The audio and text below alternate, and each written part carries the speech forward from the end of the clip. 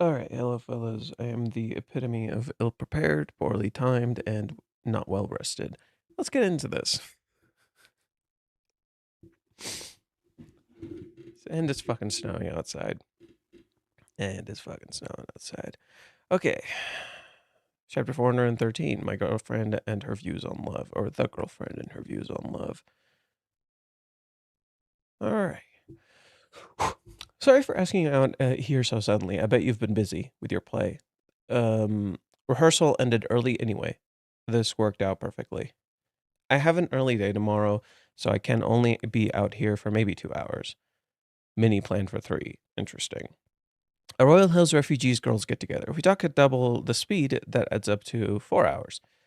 What about him? What's he doing? What's he doing today? Well, I figure he's looking for a job and whatnot. He's probably busy. Oh, are you that curious? Not really.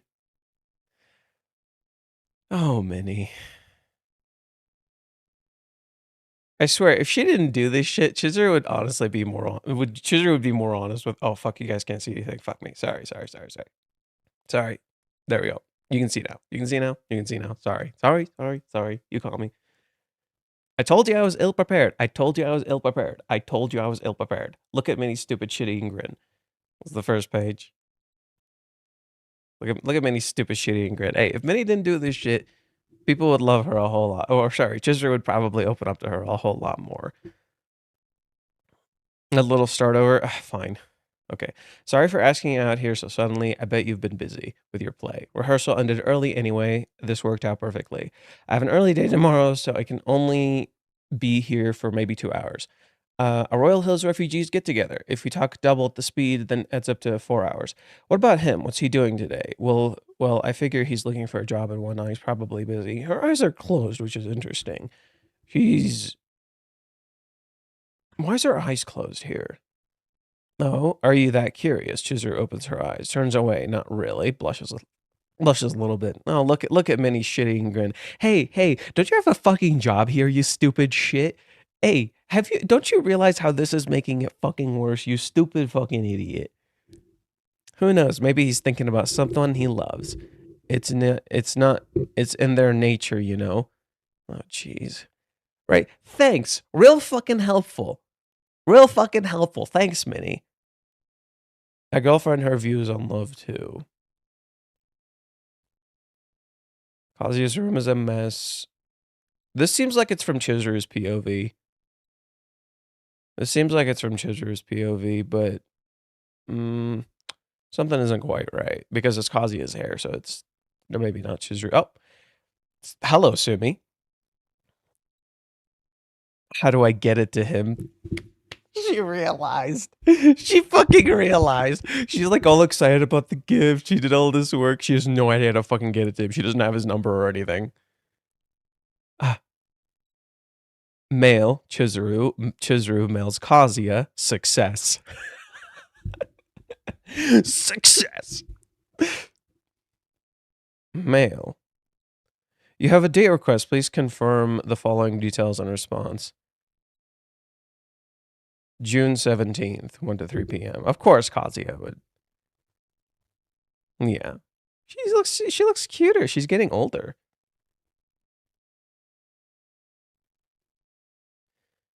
Get lucky, Sumi.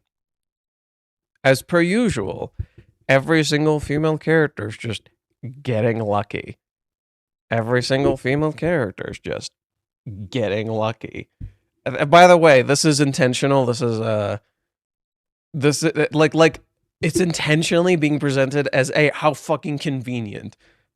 That's literally the intentional presentation. Just please understand. Yes, this is completely, absolutely, intentionally convenient. What do you mean? What the fuck? Right?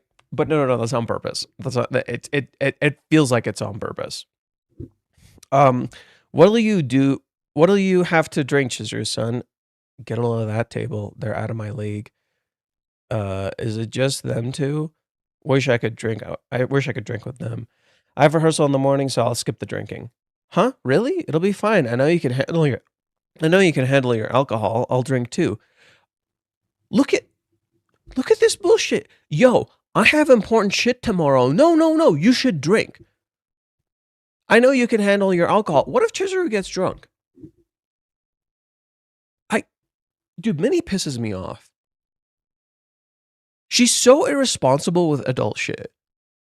And it goes to show you, just because you're of age doesn't mean you know what the fuck you're doing.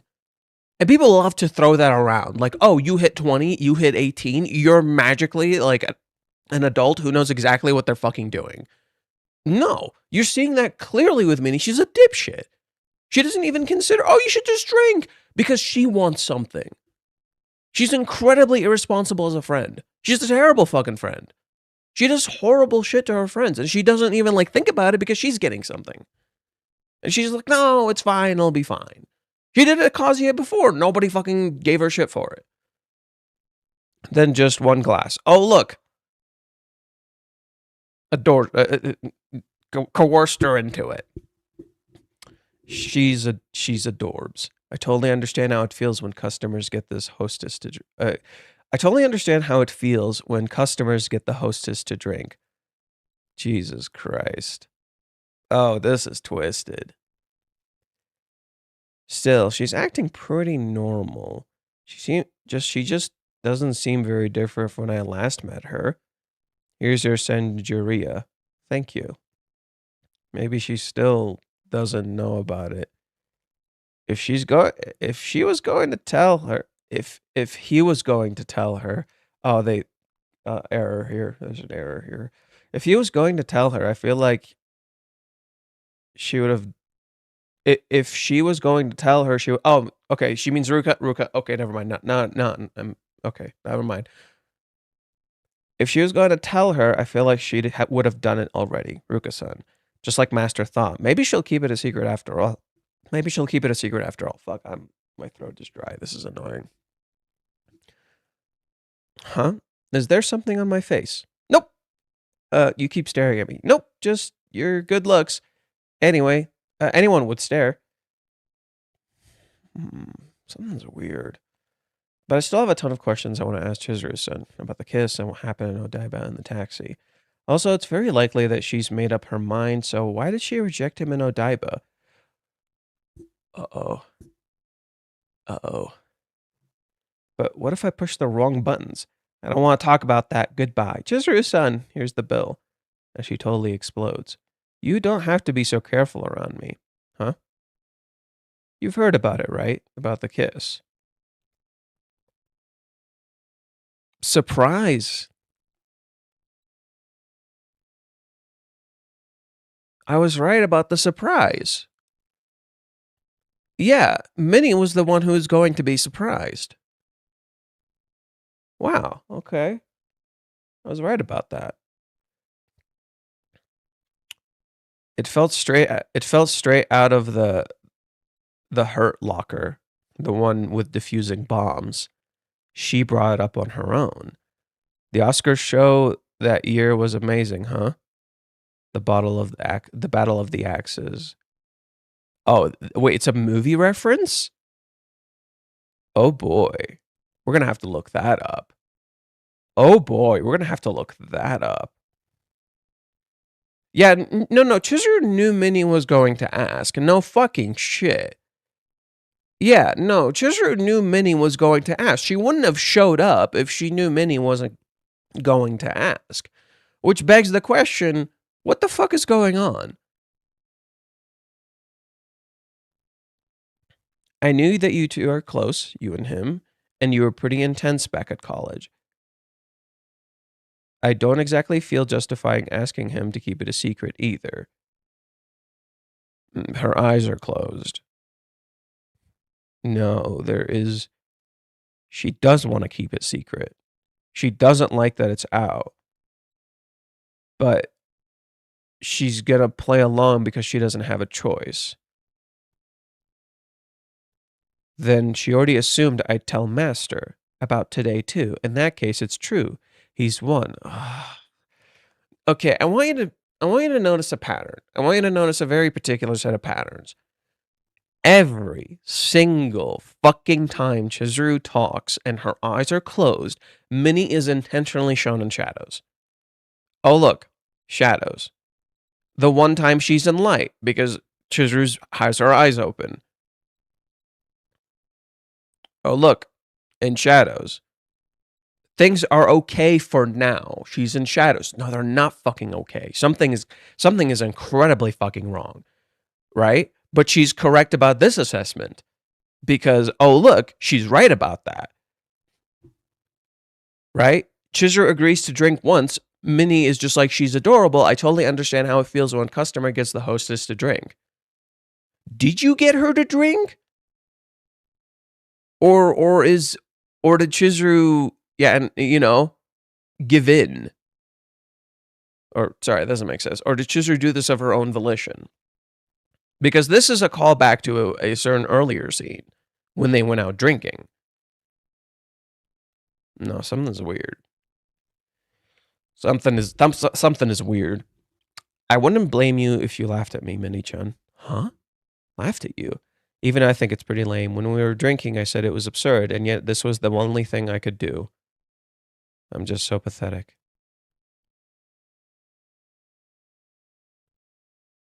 Huh? Wait a sec. That's what she's talking about? The final research theory. She has a heart in her mouth. That's funny. Really? Okay. If the kiss wasn't her answer, did she just blindly follow my advice? Huh? What now then? This isn't what I imagined at all. Chizuru-san is always so serious. To think she actually followed it is actually kind of funny. I promised him that I wasn't going to be vague. Huh? Despite that, I still couldn't give him an answer, no daiba.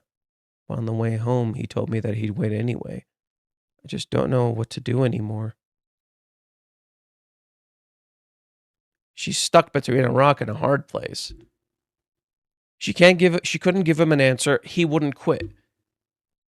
So she took a leap of faith. Do you see how he's trapping her? Instead of helping her, instead of talking to her, he's trapping her. Do you see the fucking problem? Is she a little drunk already? No, she's sad. Chizuru's nose turns like this when she's feeling very sad.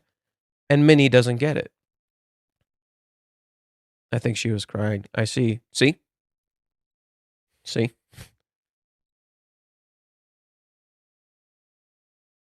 I see. She also... You're framing Kazuya like an abusive stalker. I think you're inserting the words you want to hear for what you interpret as a stalker, instead of realizing that you can have a toxic relationship with someone and make them feel trapped in it. That's childish if this is your interpretation of what I said. I see. She also knew that these things were wrong, and she was backed into a corner. Minnie literally fucking said it.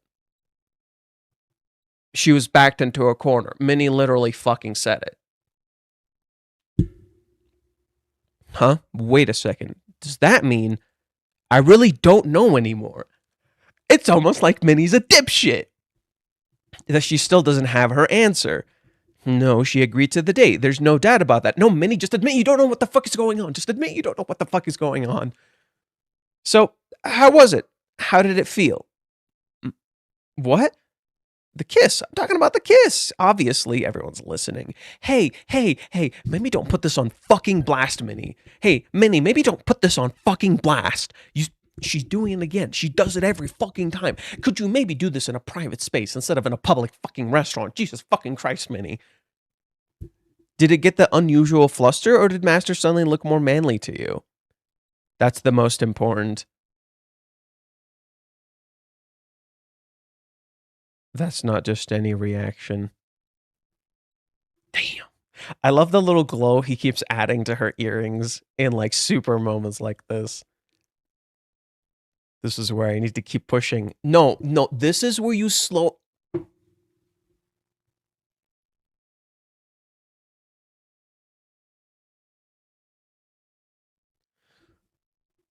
Do you see what Regi's highlighting? Push, push, push, push, push, push, push, push, push, push, push, push. no fucking brakes. Never turn off the fucking brakes. Never ever. Literally, it's the thing people say. It's the thing people say about plot. Move forward, move forward, move forward. No fucking brakes. Then, for example, this is just a hypothetical. Let's say you didn't have your play, you were completely free, and Master showed up here. What would you do if he confessed his feelings? Wait, what if this hypothetical is correct? Really? That came out of nowhere. Is there any point to such a what if? This is a hypothetical.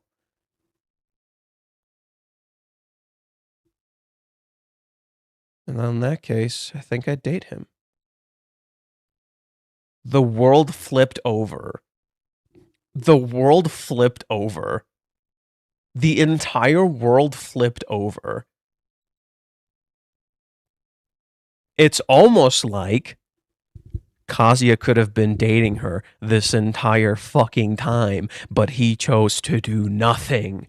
Hey, remember what I said when we first found out about the fucking play? Hey, remember what I said when we first found out about the fucking play? If Kazuya had just fucking shown up, he would have dated her. Remember what I fucking said? Yeah, fuck all of you for doubting me. God damn it. The entire world flipped over.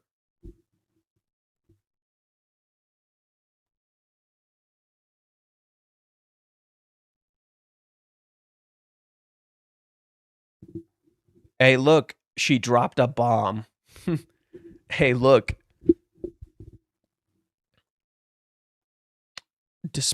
Why is the teaser disposing of a bomb?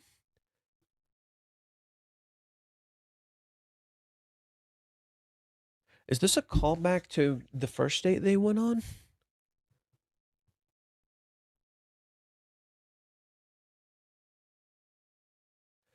No, okay, so something's really weird here. When Minnie says this, it's almost like Chizuru got put on blast. When Minnie says this, it's almost like Chizuru got put on blast. Her eyes are like wide open. She double blushes. This doesn't feel like a Is my theory about the play correct? Is my theory about the play correct? Is my theory that the play doesn't exist correct? Or am I just like projecting what I want to see? Am I just projecting what I want to see? Because we saw her at the play, so this doesn't really add up. This doesn't really add up. Maybe I'm just projecting a little bit. Maybe I'm projecting a little bit because we saw something of a play existing. So maybe I'm projecting a little bit. Read Anyman's comment. Okay, which one? Minnie won't fucking stop or slow down. And yet, it's a double-edged sword, but it's also working. Which begs the question, hey, Kazuya, maybe you shouldn't slow down either. Why the fuck are you slowing down? So, see, I was saying Minnie isn't slowing down, and yet, it's working. So maybe the solution is, why the fuck is Kazuya slowing down? And why is Minnie just bulldozing and it's working? This feels like a nod to the 3-month time skip. Where in the 3-month time skip, Minnie just bulldozed and it worked. And it's almost like, hey, Kazuya, maybe that would have been a good idea. But then you wonder to yourself, wait, why doesn't it work when Minnie tries to get him to do things? And I think, okay, so low key, I think disposing of a bomb or defusing a bomb is the teaser for this chapter, because we never fucking mention Ruka. She doesn't exist. She's literally just poof, not there. Minnie thought about Ruka like twice, and then just moved on. And got caught up in the moment. Got super excited. Got caught up in the moment. Also, Still this Kazuya. She doesn't know about his hair. It's still this Kazuya in her head. No. So, okay. Before we continue. I was trying to highlight something here. I'm seeing it in the comments. I'm trying to highlight something here. People are like, Kazuya is so dumb for listening to Minnie. Counterpoint. He's choosing to listen to Minnie. Varicus wrote this perfectly before. I want to pull it up. It's on Discord. It's like really close. Oh, are they doing this shit again? They're doing the censorship crap again. Stupid. I can't believe they're doing the fucking censorship crap again. Okay.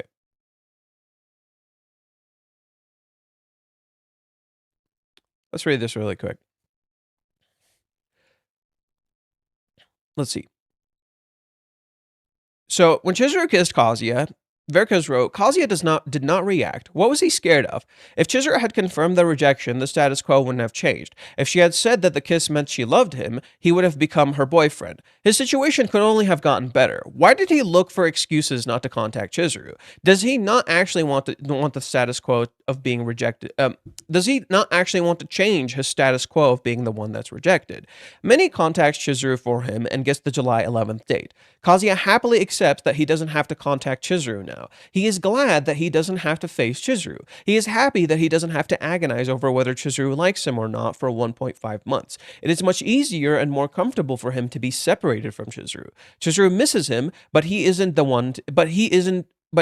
shown to be missing her. Is he? Does he actually act like he's missing her? Does he say, I miss her? Does he actually go and interact with her? Does he miss her presence in his life? Or is he going around interacting with a whole bunch of other girls? And they look like Chizuru. Almost like they're a comfortable version of Chizuru that he can have and so as not to deal with this thing. Right? He occupies himself with useless work while she is distracted by the thoughts of him.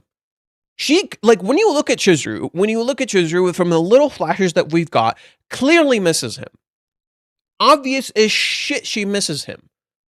When you look at the little flashes of Chizuru we've seen, it's so fucking obvious she misses him. It's ridiculous. In contrast, check to Kazuya. He doesn't really feel like he misses her. Not really, he seems fine. He doesn't really feel like he misses her. Okay? The one longing for a relationship is Chizuru. The one comfortable alone is Kazuya. The signs that he is the one who isn't ready for a relationship, that he is the one with issues, are absolutely overwhelming, but most people completely ignore these signs. Okay, let's continue. I will keep saying that Kazuya is running away. A lot of people can understand Kazuya so much that they agree with his reasons, that his reasons are valid. But I'm telling you, they are not. He is making excuses. He conjures up his own horror images of Chizuru, how Chizuru might react. And then he gets scared to contact her. This is his own subconscious, giving him excuses. This is not how Chizuru would react. She has never actually reacted like that. He always imagines her deducting points from him. She has never once said anything about points. I have talked to people who have seen this mental image so often that they actually forgot that this is purely in Kazuya's head and that Chizuru never mentioned points anywhere in the story. Kazuya might have already believed himself that Chizuru must have said that before, that she was keeping score. She didn't. This is manifested figment of his imagination, and people treat it like it's real. Kazuya treats it like it's real. Kazuya is scared of his own imaginary Chizuru, and this prevents him from contacting the real Chizuru. It is not the real Chizuru who is pushing him away, it is his own subconscious doing that. And to further add on, there's a part where he talks about Minnie. Where is that part? He talks about how he's seemingly going to Minnie. Even when Minnie tells him that this is a 100% I love you, Kazuya wonders the very next day if it might not have been just another part of her investigation. Not even his best friend, who he tends to believe everything from, is able to convince him that Chizuru fully loves him. Kazuya will always give more weight to the negative signs than the positive ones. A deliberate kiss is a pretty clear sign that the person who kissed you feels something for you. Usually you would say that that action speaks louder than words, but not for Kazuya. Not even the kiss gives Kazuya the courage to talk to Chizuru. I said it back then, it is not normal for someone to not react to a kiss. It is absolutely reasonable for the one doing the kissing to expect to get some kind of reaction from the one being kissed, and yet Kazuya doesn't fucking do anything. Where is the part where Varicus was talking about Minnie? Where's that part? Okay, this is the theory of what Minnie will oh, no, not what Minnie concludes. No, we're not talking about Minnie's conclusion. There's a...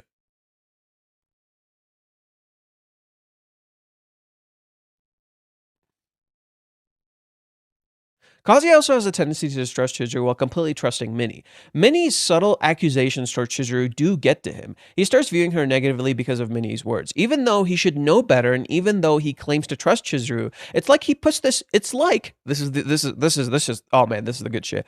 It's like he puts his trust in the wrong people to prove his subconscious right.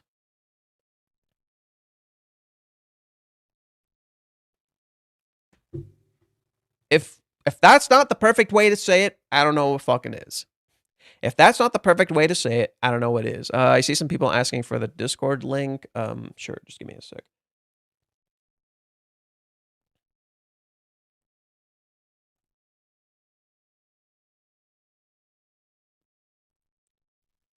Invite to server, edit link.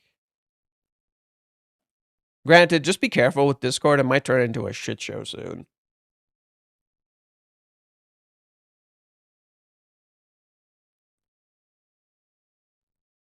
Remember, kids, don't put your government IDs on a stupid website like Discord. In fact, don't put your government IDs online, period, because that shit will inevitably get fucking stolen.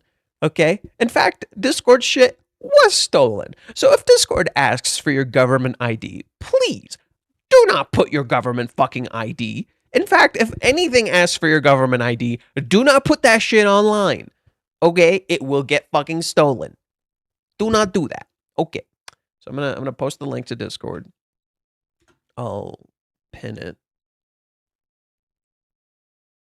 Okay, so the reason I read that for you guys is really, really, really fucking simple. Yes, what Minnie is saying is wrong. In fact, I'm apprehensive of Minnie here. I'm clearly apprehensive of Minnie here as we're reading. And yet, Minnie got the results Kazuya fucking refused to.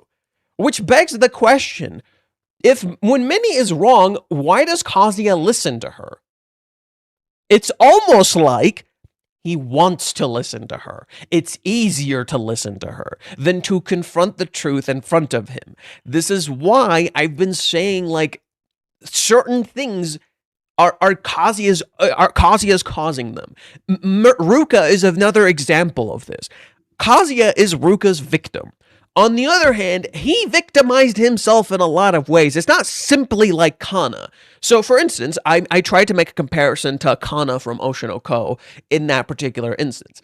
Kana is 18.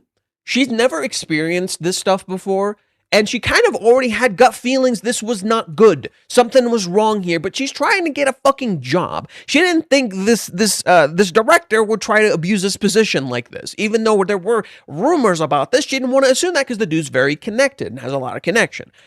Contrast that with Kazuya. Kazuya has had at least 5 different instances of Ruka, two of which in those instances, Ruka kissed him without consent.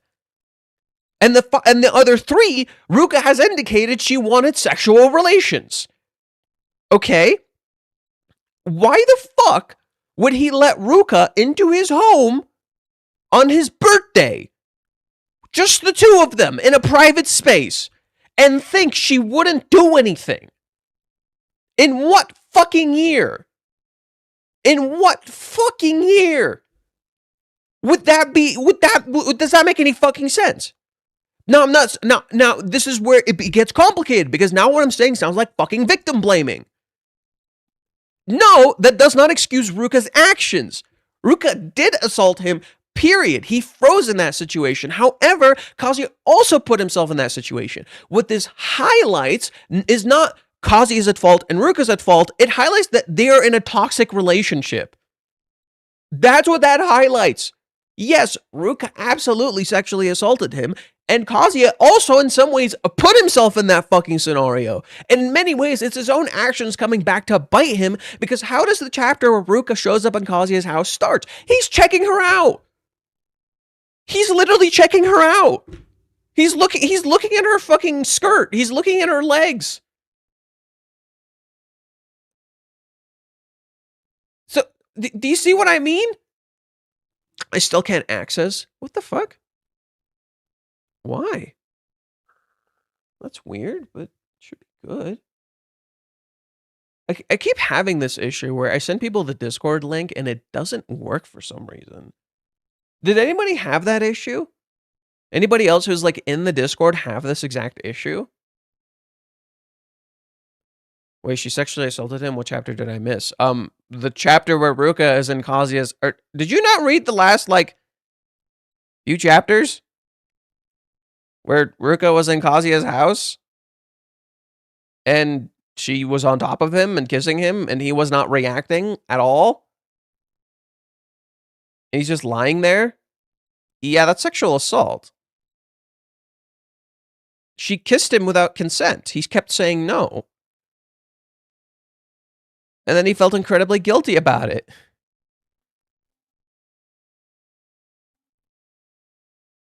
Oh, that I know what you're talking about. Yeah. The manga panel isn't there, just Reiji Tracker. Manga panel? What? I'm really confused. What are you guys talking about? Okay. How about this? I'll maybe make a designated time for the Discord thing, or if anyone's willing to help me with Discord, we can try to solve this issue. I don't know what's going on. I can't see the manga discussion channel on Discord. Why? What the fuck? Why?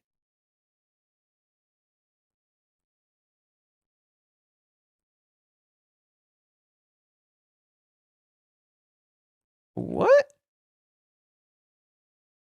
I don't get it. Is there like an intro thing you're supposed to do? And why didn't you guys mention any of this shit to me before? No. So after the assault, after Kazuya is assaulted, there's a bit of a difference.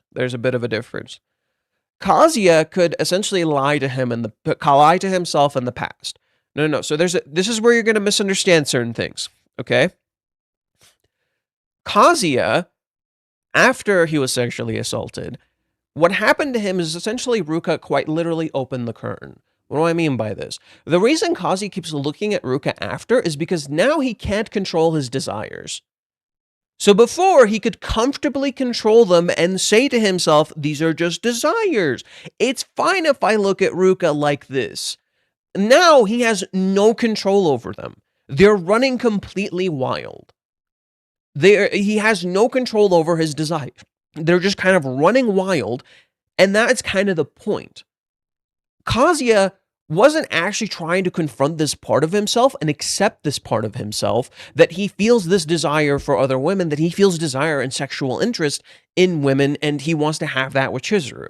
He's kind of just denying this aspect of himself. So what Ruka did when that happens is essentially open the floodgates. Okay, you have to come to terms with this part of yourself. You can't keep fucking denying it, because what's going to happen is it's going to run you over. Instead, what happens with his mind is, because he hasn't confronted it and because of what Ruka did, Kazuya associates it with guilt. Notice every time after the assault happens what Kazuya does. Immediately after he feels that sexual desire and checks Ruka out, he feels guilty afterwards. And then he tells himself, it'll just go away. Not realizing, no, it's not going to just go away, just as your guilt is not going to go away. His desire and his guilt are inherently connected, right?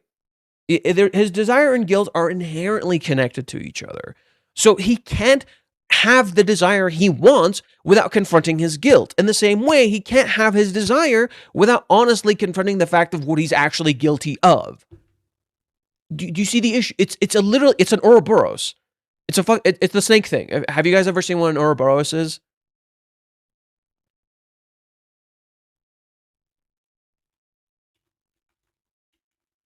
Oops. I misspelled it. Who cares?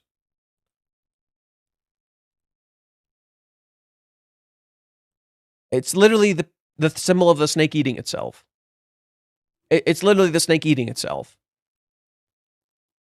Yeah, that's pretty much what Kazuya is experiencing. The only thing I see is that the author is making the good female characters bad and making Chizuru look good. Just read the old chapters, you'll know. It's funny you say that because we literally read the old chapters and Minnie was literally like this from the fucking start. That's the best part. Almost every character has been like this from the start. Ruka was doing this from the beginning. Ruka was doing this shit from the start. Literally, chapter 32. Chapter 32, right after she starts dating Kazuya. She started dating Kazuya in chapter 27. Chapter 32, right after she takes Kazuya, she takes him to a love hotel. Is this not the inevitable result of where she would have ended up? Okay, let's look at Mommy. Mommy pulled all the horrible horseshit in Hawaiians. What's there to talk about with Mommy? People already assume she's a terrible person. Okay, let's go to Minnie. Minnie, from the start, was taking pictures to blackmail them, confronting them in the balcony instead of just talking to them, openly admitting she just listens to YouTube and what people say on YouTube instead of actually making her own opinions, and actively shows she doesn't know what the fuck she's talking about. But she understands certain things. It's almost like every character is actually incredibly consistent and you're projecting what you want to see onto the narrative instead of seeing the truth of what's going on. In fact, you would realize this if you saw any of my past streams where I predicted all of this from the fucking beginning. So, yeah. You're just projecting, dude. I'm sorry to tell you, you're literally just fucking projecting. You want this to be true, so you make it true in your head. Just like Kazuya is convincing himself Chizuru's acting this way. She's fucking not.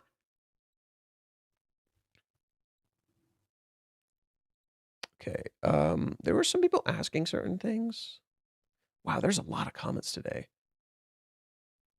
As a new viewer, you need to explain your view and not just remember what I just said. It gets confusing to understand what you mean. Well, that's mostly for not new people, but people who have been around. I'm assuming he means, what do I mean about Chizuru? I said, from the moment what is it? For those who are new, I said, from the moment, like it's, where is it? It's like chapter 388 or 389. I literally said, from the moment Chizuru kissed Kazuya, she's waiting for him to come back and she was going to date him. From the moment Chizuru kissed Kazuya, she was literally waiting for him to come back and she was going to date him. And he's the one who didn't show up. If you need actual visual symbolism of this, here you go. Do you guys remember what I said? Okay, for the new people who don't remember what I said, for chapter 389, when reading this chapter, I wrote an analysis. In particular, its theme about time.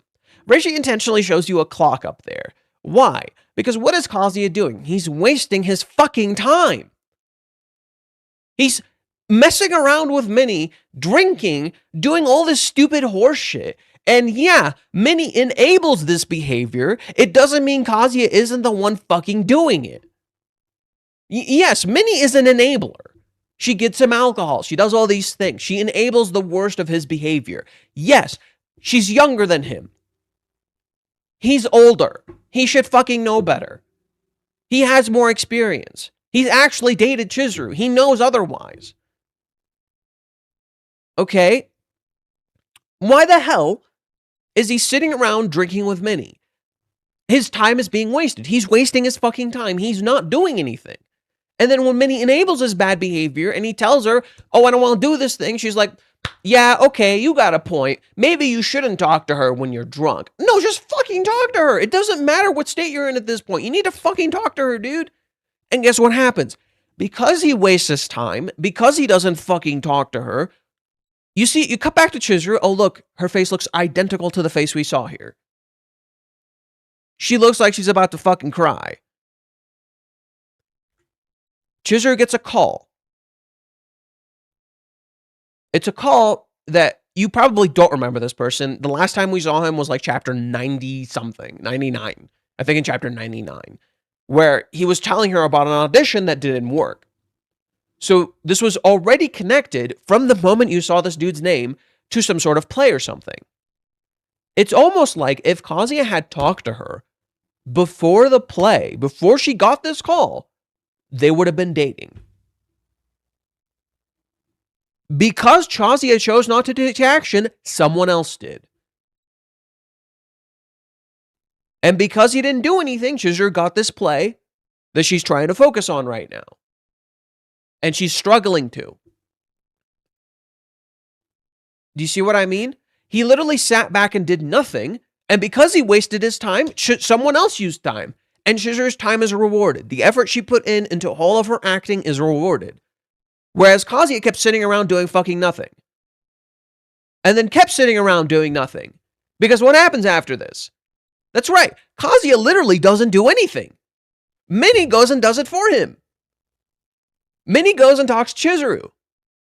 Minnie is the one who goes and gets him the July 11th date. He didn't fucking do anything. He's sitting in his room not doing anything. And then he goes, and then Minnie calls him over. She tells him the great news. And he cries and she says, I see diamonds. Why is this interesting? Chizuru's job, her rental job, works for an agency called Diamond.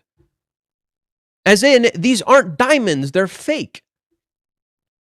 They're literally manufactured tears, just as you could make a fake diamond.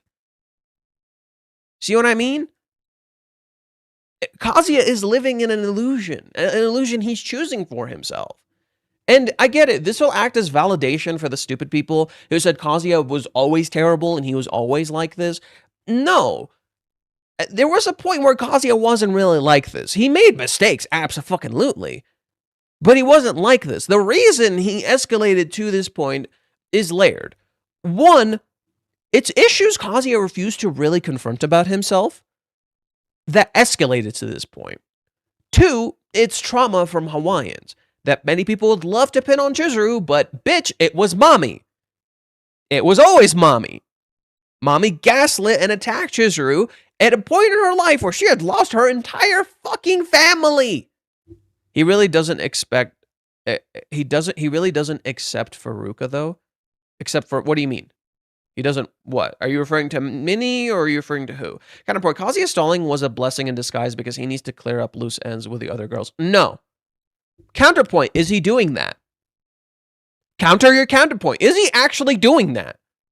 That's right, he's literally not. He interacted with mommy. She asks him, do you still love me? He doesn't clear that up. He's still not clearing it up. He refuses to confront the fact that she may fucking like him and he needs to fix some shit with her. Doesn't fucking do that. Gets confronted with Ruka.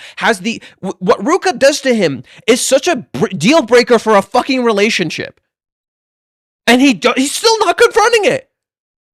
He's still not doing anything with that. So counterpoint, he's literally not doing the thing you're saying. Right? And then there isn't really much to clear up with Sumi. Sumi already seemingly gave up on her own, but now it's going to come back and she didn't actually fucking give up. Ooh. Okay, so sorry. Crumpy wants me to send him the cover stuff, so give me a sec. And that's the thing. Did you notice how this chapter is fundamentally devoid of Kazuya in any way, shape, or form? Even when he interacts with Sumi, he's literally not there. I think we're being made to feel exactly as Chizuru feels. And us seeing Sumi and Sumi waiting for him is also intentional. Why? Because Sumi literally has no way to contact him. As a direct mirror to Kazuya, as a direct mirror to Chizuru. For some reason, Chizuru can't contact him and doesn't feel like she can. So we have that direct parallel with Sumi, where Sumi is sitting around, she doesn't know how to fucking talk to him. She has all this entire plan prepared and she can't do anything. And I think that's meant to mirror Chizuru. I genuinely think so. I think that's meant to mirror Chizuru. That for some reason, Chizuru has these plans and she can't contact him. And then he contacts her.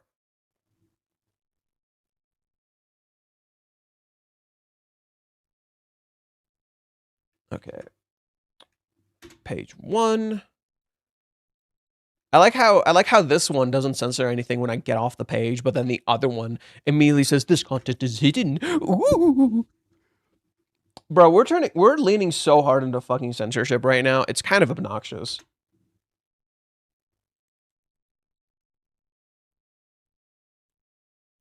Like, this censorship horseshit is getting old.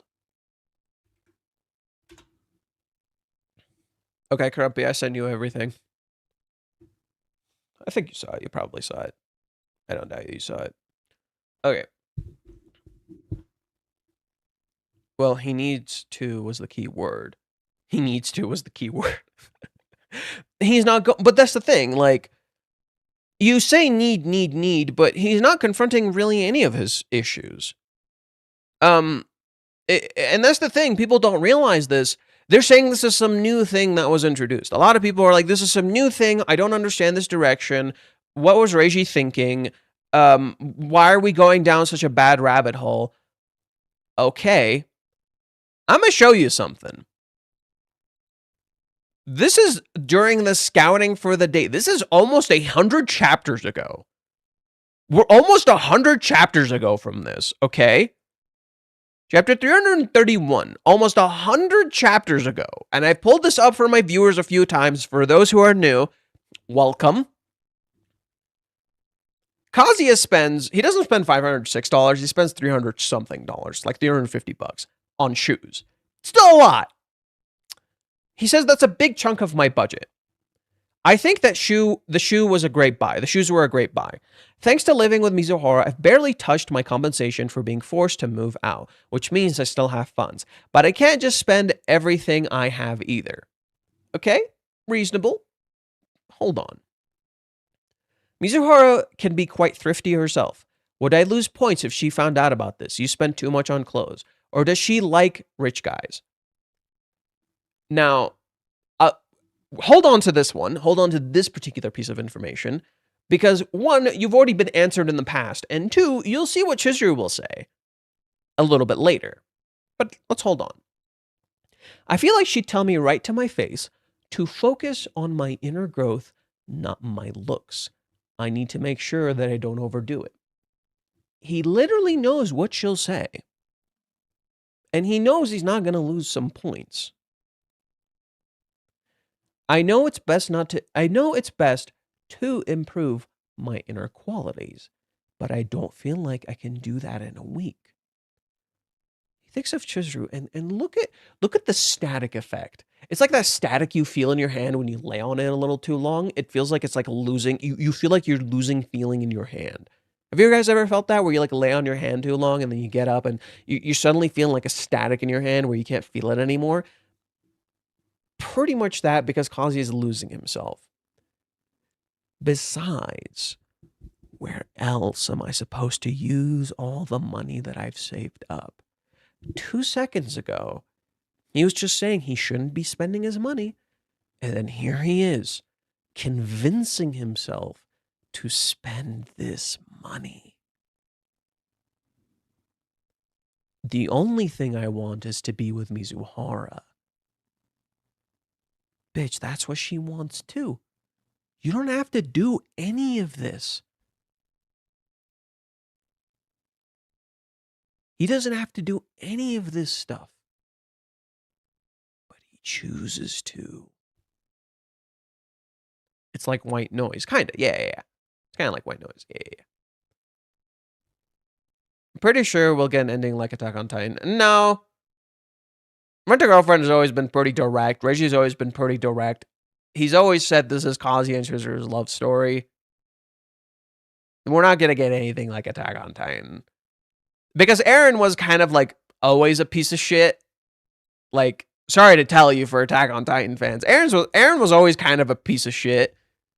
He wanted what happened in the end of Attack on Titan to happen. Like, I'm sorry to tell you, Eren wanted that to happen. He didn't just go magically insane. He wanted all of this to happen. He just convinced himself. That's why the end of Attack on Titan, the initial ending of Attack on Titan, is considered bad by a lot of people, but I think it makes a lot of sense. It's literally Armin thanking Eren, but not in a thank you good kind of way, in a sorry bro, I'ma fucking kill you in like 2 seconds. I appreciate what you tried to do, and this is me saying goodbye as I'm about to fucking kill you. That's what he's saying. No, Eren is not a good person. From the start, Kazuya is the opposite. Kazuya is this person who looks like a bad person, who everyone wants to see as a bad person, but he isn't. And Chizuru sees past that. And Chizuru sees the real him. That is the point. Eren was always a sociopathic, violent guy since the start. It's literally there! Do you guys not remember the ending of season 1 where he just goes on a fucking rampage and he starts like destroying everything and he's like, I'm gonna destroy this world? Oh, look, it's literally fucking there from the start. Yeah, no, and that's the thing. Isayama, I think that's the writer's name, right? Isayama was pretty blatant from the start. Attack on Titan was going to end kind of bleak. And it didn't end the exact way he had imagined, but it still ended kind of fucking dark. Like Attack on Titan was always dark. It presented itself as dark. It was always going to end dark because it is about the cycle of violence and destruction. So, this is not that. This is not that story. I don't know, I can't give Kazuya too much shit. The rejection plus the kiss is confusing. Then go and ask and figure it out. Hey, it's almost like Kazuya has all these questions in his head and never goes and checks. I can absolutely give him shit. You're right. It is confusing. You're not wrong about that. He doesn't ask. Therefore, he doesn't get a pass anymore. Okay, you, Mr. Artemo Wusko, get the fuck out. Yeah, Kazuya is the most pathetic character ever made. Thanks for not reading the story. Don't want to talk to you ever again. Goodbye. Waste of my fucking time. Bunch of children over here. Most pathetic character you mean. I'm so clever. I just regurgitate everyone's talking points online. Ooh, woo. I have a brain I can use for myself. I'm so clever. Sorry, I'm tired and I don't have a filter. And so when I'm tired, I don't have patience. Just understand. I am an incredibly patient person when I'm not tired because I have control. When I'm tired, I don't have as much control. You're seeing a bit of unfiltered me right now. And I'm kind of a dick. Just understand, I'm not gonna actually like be a dick to you consistently. It's just when you're gonna be a dick, oh. I'm not gonna be nice. I will cook your fucking ass. Be warned. I will cook your fucking ass when I'm tired. What the fuck is this? This is so stupid. What am I, a toddler? Oh no, the children. Yeah, you don't want children to see this stuff. Teach it in fucking schools. Make it mandatory instead of trying to fucking control and restrict everything. Oh, that's right. You're not doing this for the children. You're doing this because you want to censor and control what information we process because you're all pieces of shit. See what I mean? My filter is gone. See what I mean? My filter is gone.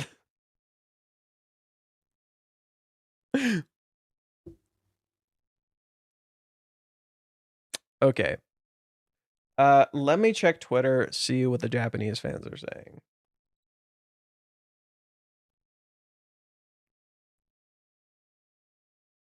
Okay.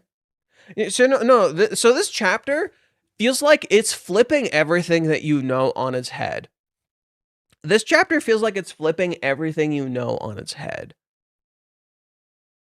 You think you understand what's happening, you don't. Chizuru's final words made me so happy I nearly screamed.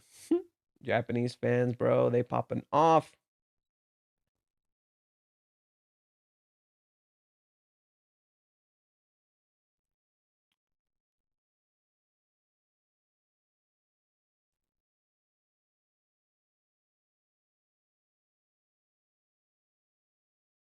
Yes, it's just as I explained. Spot on. Oh, look! A Japanese fan literally fucking agrees with me. Oh, look! A Japanese fan literally agrees with me.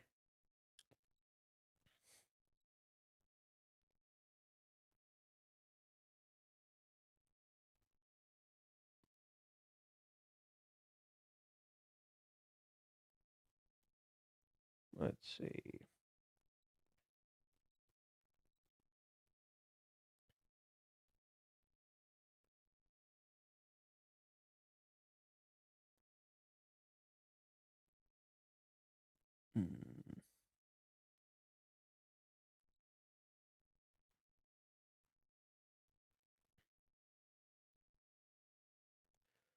Not too much right now. Just remember when this chapter comes out in Japan.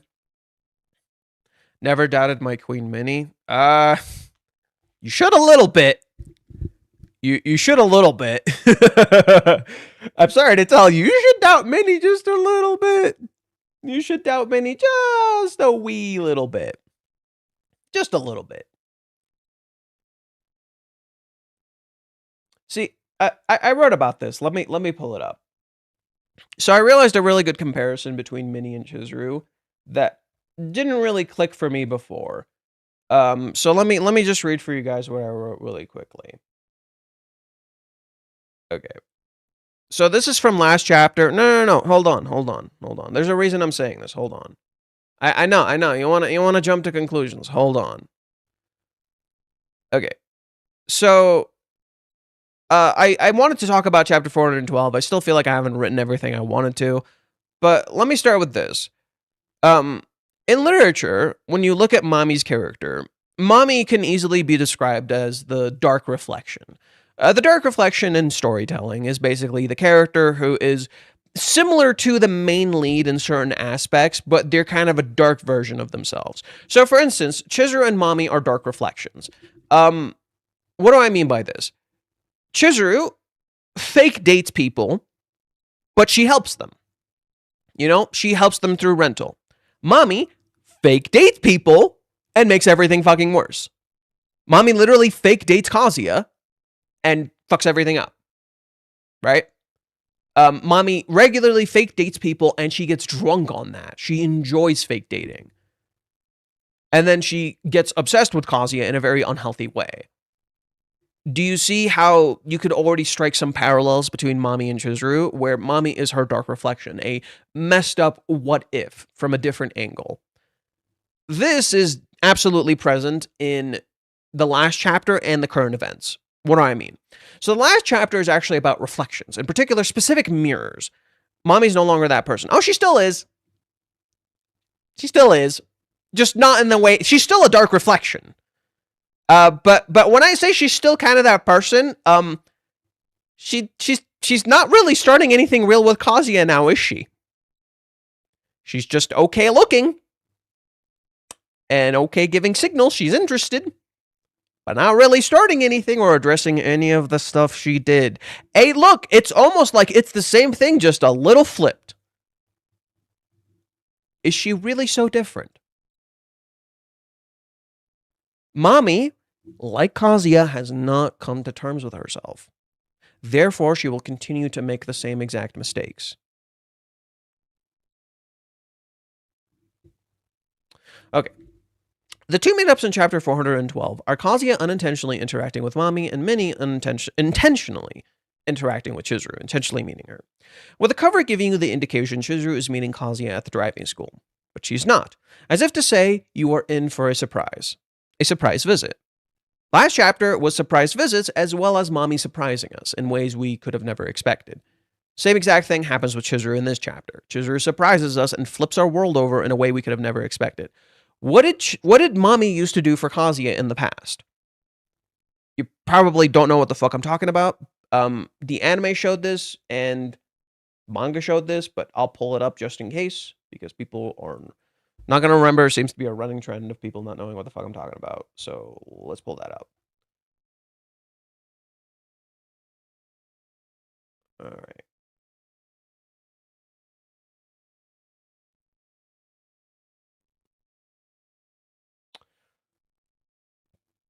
Shoot. Thank you. I'll read the translation in just a sec. Let me just show what I'm talking about here. Okay. Kazuya and Chizuru run into Mommy at the bar. Okay, all the friends are there. Mommy says something. I'm also in a relationship. What happened between us is settled. Let's have a fun time and drink. Kazuya's world is flipped over. This happens again at a later point in the story.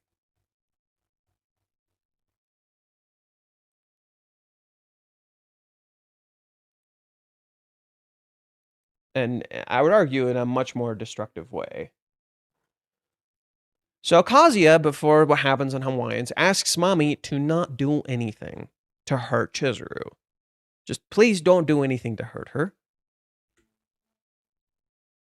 His world flips over. When you go to the next chapter,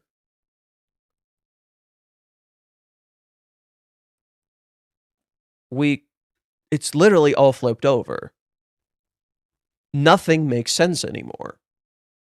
Everything is flipped over. Your entire world flipped over. And you keep seeing the visuals literally flipped over. And the text is right side up. But the visuals are literally flipped over and then they flip back again. It's almost like this doesn't make sense and you can't process it. Now, how does this chapter end? The whole world flips over. You were convinced Chizuru wasn't going to date Kazuya. This isn't going to happen. So many people were convinced she was never going to date him. She was going to string him along and blah, blah, blah. If that was what's going on, I'd date him. Yeah. However, for the Minnie stans who are convinced Minnie is absolutely correct, here's Minnie literally being wrong. What do I mean by this? Chizuru tells her, I did what you said. I'm so pathetic. Wait, she did what I said? And then Chizuru said, I'm sorry for being vague. And now Minnie is confused. Wait a second. Does that mean she still doesn't have her answer? Correct. She doesn't, but Minnie has to convince herself. No. She agreed to the date. You can agree to date someone and not know you love them. Oh, look, it's like Minnie needs to correlate two things that are not actually correlated. No, Chizuru doesn't have her answer. She's still going to date him. Why? Because she thinks she can find it now. That's what she tells Sumi. She's sure she can find it. In Japanese, she literally says, I'm sure I can find my answer now. That's what she says. Before, she wasn't sure she could. And that's why she felt the need to reject him. She felt like she couldn't find her answer. Now she can. That's the difference. That's the key aspect here. Chizuru literally says it before the date. Minnie is the goat. I'm going to say not really. She's kind of like the goat / not the goat. Because I'm literally trying to highlight to you how she's not right. She just can't come to terms with the fact that she's not fucking right. That's literally what I'm showing you. She literally can't come to the terms with the fact that she's not fucking right. She created July 11th and she still doesn't fucking know. Like you can like Minnie and also recognize she's not just the GOAT. That's all I'm trying to say. You can like Minnie and recognize she's not just the GOAT. Because she is absolutely fucking up. And she's in many ways perpetuating this cycle. She is part of the problem, as well as the solution. She's both.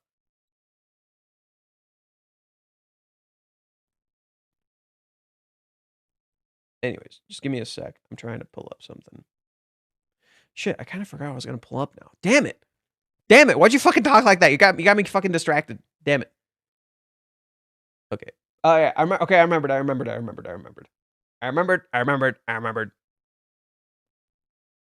At this point, Kazuya just needs to be alone. No. He actually really needs people right now. There's no such thing as you should just be alone. I don't really agree with that. I don't believe there's such thing as just you just need to be alone. There's sometimes where you need alone time to think, but you're not really alone. Like, for instance, I'm comfortable being alone, but I don't want to be alone. That makes sense? I still have family that I interact with and things. You don't just need to be alone. Because Kazuya being alone right now solves absolutely nothing. In fact, Reiji literally said this. Reiji literally said on his Twitter space that when Kazuya goes and sits down and thinks and thinks and thinks and thinks and never comes to a conclusion, that is his problem. He sits down and he does this all the fucking time. I mean, the whole dating area, not people. Kazuya doesn't know how to date or what dating even is. It's not about being alone because he's not ready for dating. That's where I think you're misunderstanding what dating is. You can have problems and still date someone. I think people tend to misunderstand this fact that you can have problems and still date someone. No. The truth is that what happens is that when you're not ready to date someone is simply when you don't want to talk to them. When you don't want to engage, you don't want to be honest with them, you don't want to actually talk to them and actually have a proper relationship with them. You're the one who's like convincing yourself you don't want a relationship. That's a little different from walking into a relationship with problems. What Reiji is highlighting here is simple. Kazuya and Chizuru have these issues that they cannot solve on their own. They need each other to solve them. Kazuya's issues are not, he needs to talk to Chizuru. His issues will literally never fucking go away unless he reaches out for help. And that's the thing. In Japan, you don't really have like therapy in the same way that you do in other countries. It's not treated the same way. Whereas he's trying to highlight is another thing that he's trying to highlight too is that people love to say you should just go to therapy, just go to fucking therapy. Look, therapy merely gives you the tools to interact and talk to people to help you solve your problems. It doesn't solve your problems. The true way you go about solving your problems in this world is awareness. And not just awareness, it's like you know what you need to do and actually do it. Even if it's uncomfortable for you. It's like essentially getting uncomfortable with awareness. Or sorry, being aware of the uncomfortable things and letting yourself be uncomfortable. There we go. And seriously, go to therapists. They'll say similar things to you. That's what Reiji's highlighting. Kazuya needs to have like that awakening moment. He needs to be vulnerable and he needs to get scared and he needs to open up. Otherwise, he's going to perpetuate this cycle for fucking ever. And unfortunately, he can't. The world is catching up to him.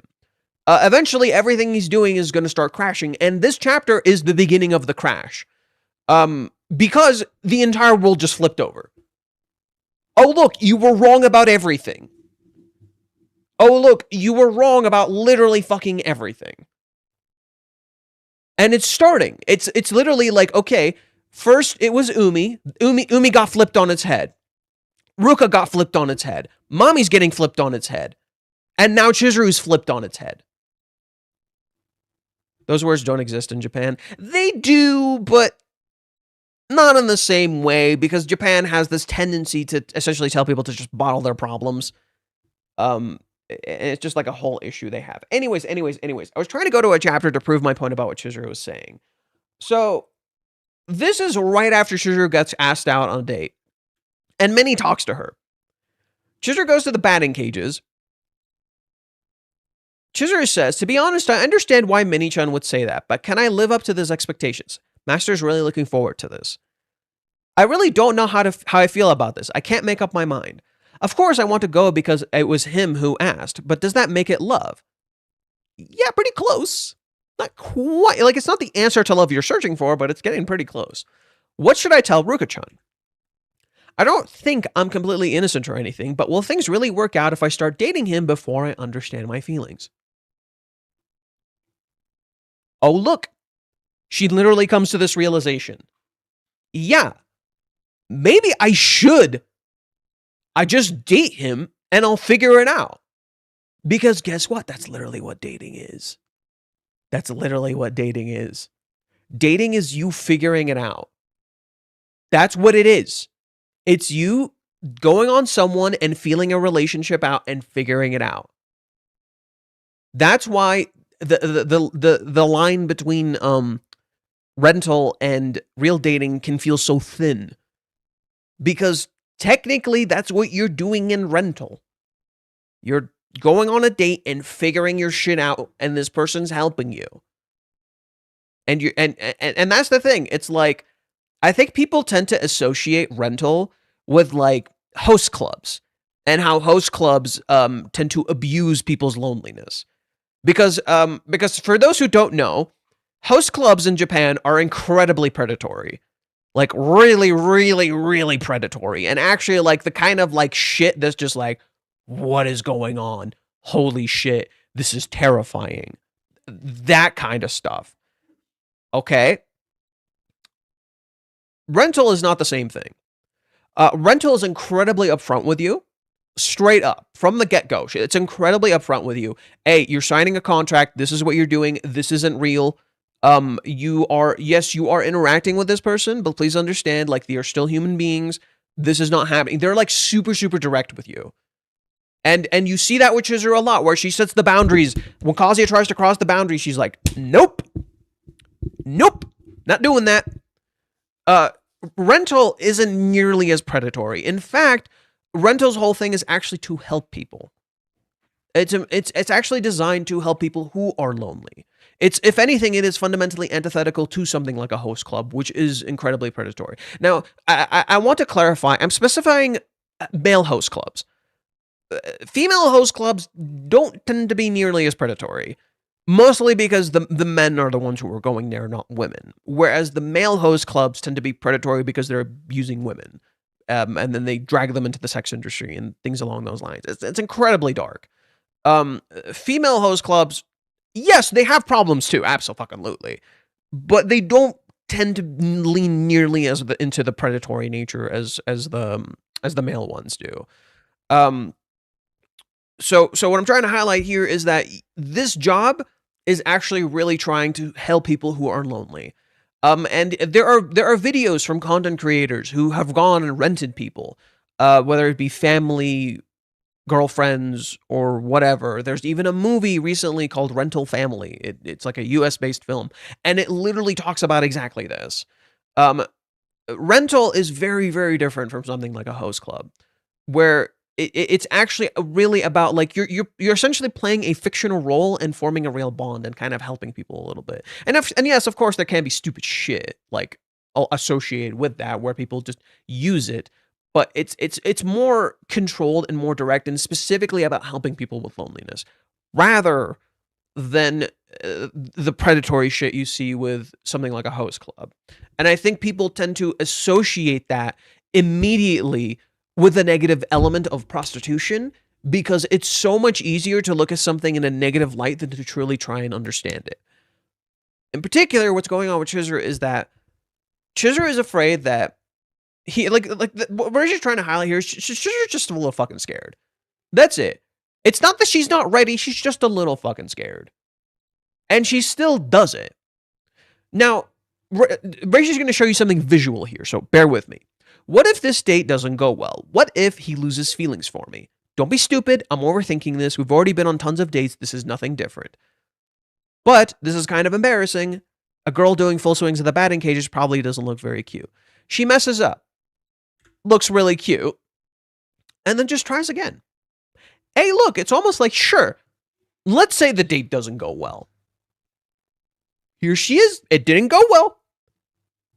Just try again. That's fine. The date technically didn't go well. And it's fine.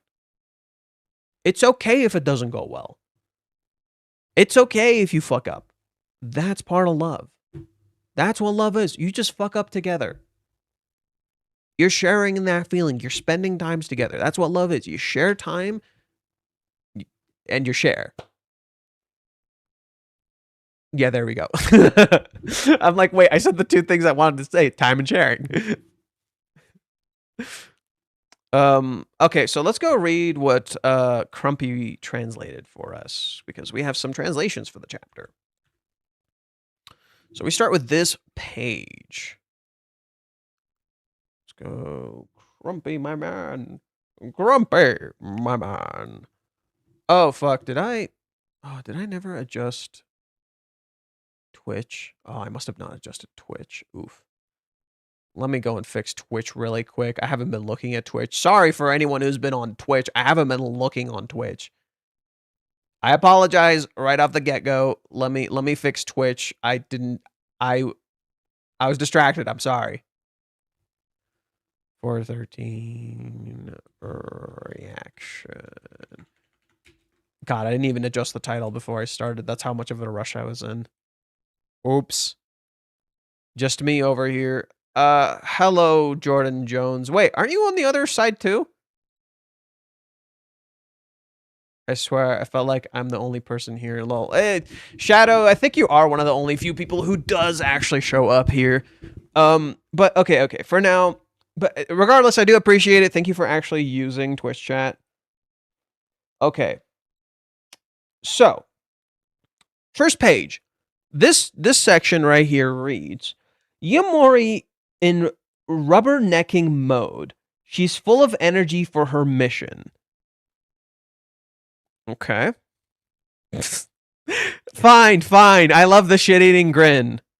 Fine. I love the shit-eating grin. But she does... You also see how she causes problems from the get-go. Right? I noticed something already. I'll hold off on the analysis. But let's keep going. Kazuya, for this portion right here, says, aim to land a job offer and be by your side. Okay. We see Sumi. Looking adorable as fuck. The what if scenario, however you look at it from the other side, it's a likely scenario. However you look at it from the other side, from Kazuya's end, it's a likely scenario. Next time, inexperience. Okay. So, specifically, it's inexperienced in life experience, unsophisticated, green, wet behind the ears, inexperienced in love, innocent, naive. It's the second one. Oh, it's the second one. Oh my God. That's literally what Minnie's going to realize. Oh my God. That's literally what I said on Twitter. Oh my God. That's literally what I fucking said on Twitter. Wait. Hold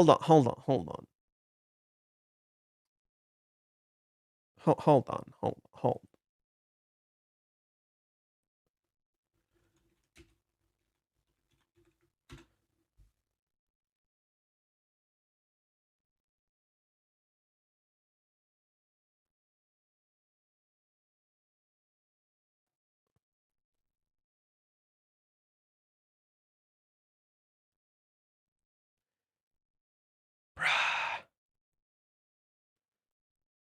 Minnie is not surprised by Chizuru's appearance. We personally, as the readers, didn't even expect her to be here.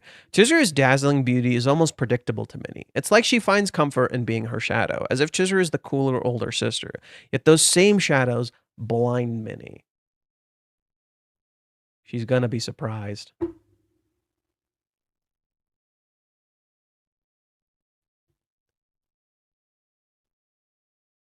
Minnie walked in here seeing Chizuru's predictable external beauty, only to find herself surprised that Chizuru is just going to be incredibly innocent when it comes to love.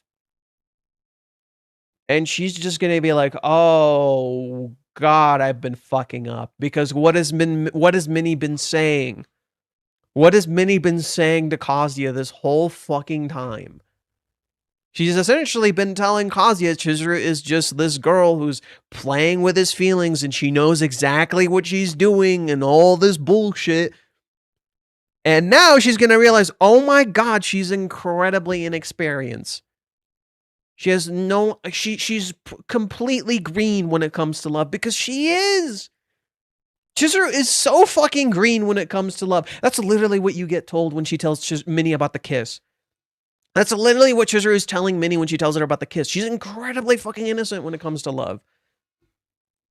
Like, she doesn't know what she's doing as much as you think she does. Anyways, I wanted to point out something here.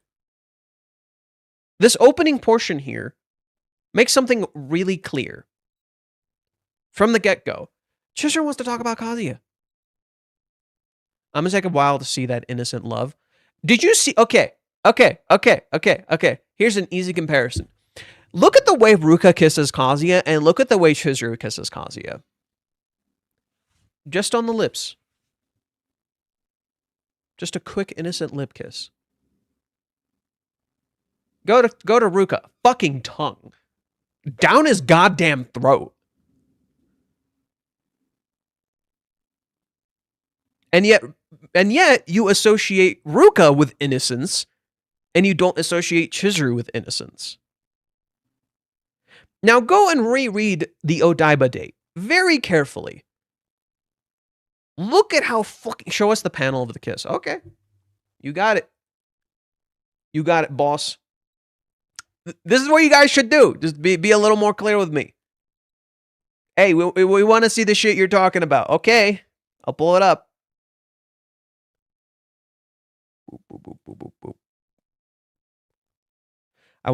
Okay, but you desiring more is trapping you. Look, your problem is you want more so badly, you're not seeing the problems of why you're not getting more. You can want more all you want. That doesn't mean, like, and that has nothing to do with what I'm talking about. What the fuck? I'm talking about Chizuru's kiss is innocent. I'm talking about Chizuru's kiss is innocent, and then you're just like, oh, but I want more. What does that have to do with Chizuru's kiss not being innocent? Fuck you!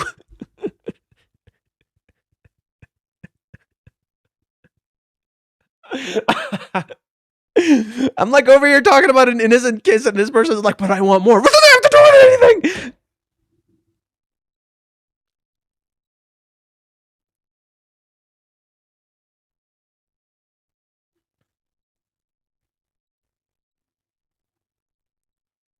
Kiss on the cheeks. Or sorry, peck on the mouth. That's also innocent? Come on. Yeah, but that's the thing. Chizuru's innocence is meant to contrast to Ruka's innocence. Ruka wanting more is in of itself innocence. What she's physically doing is not innocent. That's what I'm saying. Chizuru has self-awareness to some degree, so when she kisses Kazuya, it is incredibly innocent to convey her innocence as a character. Ruka kissing Kazuya is meant to convey the opposite. She is an innocent character losing her innocence. That is what's happening. Every time Ruka kisses Kazuya, it is an innocent character losing her innocence. And that's why it's so overkill. Because she's forcing herself to kiss like this. It should be more innocent. The innocence is being lost. And interestingly, Chizuru also wants more. But where is Ruka? I'll pull up the censored version for now. All right, look at this. Full ass tongue. This shit crazy. Girl's going overkill. To top it off, Kazuya also has a dream that is intentionally a lot more adult than what Chizuru did. Yeah, this chapter that a lot of people thought was a waste of time wasn't. It was actually really, really important. But chapter 393, where Kazuya has a dream about Chizuru, and it's literally his desires taking over him, mind you. Right, what happens? Chizuru rushes in, kisses him, and full tongue.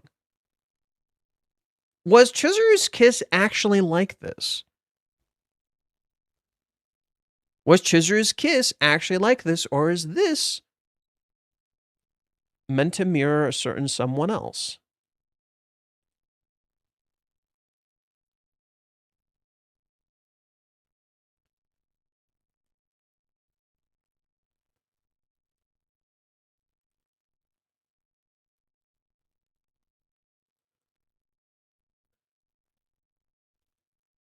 Huh. Who's Kazuya seeing in his dreams? It's almost like Kazuya is mixing up his realities. He doesn't know who he's actually looking at anymore. It's almost like the Chizuru he's imagining is not Chizuru, and Chizuru is innocent when it comes to love. Oh, wait! It's almost like he literally fucking said that. Oh, wait. It's almost like Kazuya literally said these exact fucking words about Chizuru. Where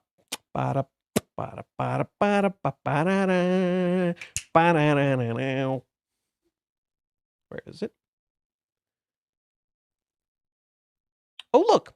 When Chizuru asks Kazuya why he loves her, she's a rental girlfriend, and yet she's really innocent when it comes to love. Chizuru, throughout the entire date, regularly admitting she's doing something a little different. She's using her name. This experience is really different for her. She says things that are like way too adorable, way too fucking innocent. Look at this. Look at this stupid cutie motherfucking patootie. I've been saying that shit about mommy recently, but she got nothing on Chizuru, dude. Look at this little shitter. Look at this adorable little fucker. I love her. They're talking about how much time they would want to spend with each other, and she's like, well, it's hard to go on dates because we'd have to prepare, and we have jobs, and we have all these things going on. But I actually might want to be together all the time. Look at her. She wants to spend time with him. She wants to call him. She wants to text him. Then she asks him, what about texting? And then he says, yeah, I would want to text all the time. And she's like, yeah, me too.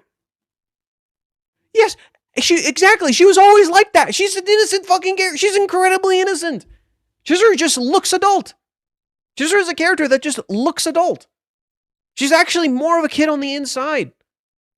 She's a very innocent character on the inside. I think there's a chapter that shows this perfectly.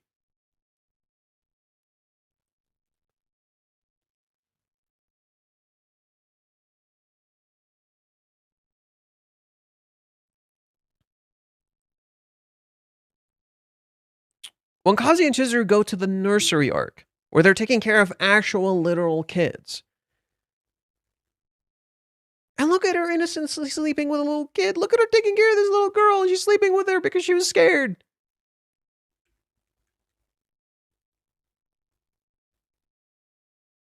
And then she sees Kazuya taking care of the little kids and then making the girl that she was taking care of smile. And now the image is flipped. You saw little Chizuru holding a little thing and standing alone. And then you see Chizuru here isolated, standing alone, looking at the kids smiling as Kazuya takes care of them. And then she doubts herself. They were way past the dating point. Absolutely. Oh, they're way fucking past it. See, that's the thing. Okay. Chizuru, I think, understands exactly what it means to be an adult, which is not to get rid of your inner kid. It's being an adult is not about getting rid of your inner kid. It's about accepting them. Because being an adult is still being a kid. You're still a kid on the inside. A lot of your adult life is shaped by your childhood. You have to accept your inner child and not deny them and work with them. And that's the big thing, is like Chizuru kind of accepts her inner child. Kazuya kind of fucking doesn't. Chizuru knows what it means to be an adult. Kazuya doesn't. And Kazuya is learning what it means to be an adult. Kazuya isn't ready to date anyone in his current state of mind. Well, he's dating Ruka, but yeah. In a lot of ways, yeah. Well, I'm gonna just hold off on answering that. That's a hard one, but low-key, yeah. It's more so his avoidance, which I think is really interesting because everyone loves to say Chizuru's an avoidant person, and here she is openly like meeting Minnie and not really avoiding her, and Kazuya is the one avoiding. Like you gotta wonder if Chizuru gets asked out like this in the middle of her super big play that she said is really fucking important, and here she is meeting Minnie. Is she really avoiding anyone here? When Kazuya called, she answered. She didn't avoid him. Minnie asked her a hypothetical. Would you date him if you was, if you didn't do any of this stuff? She's like, yeah, I probably would. Okay, is Chizuru actually avoiding him? You gotta wonder, is she actually doing that, or is he avoiding her?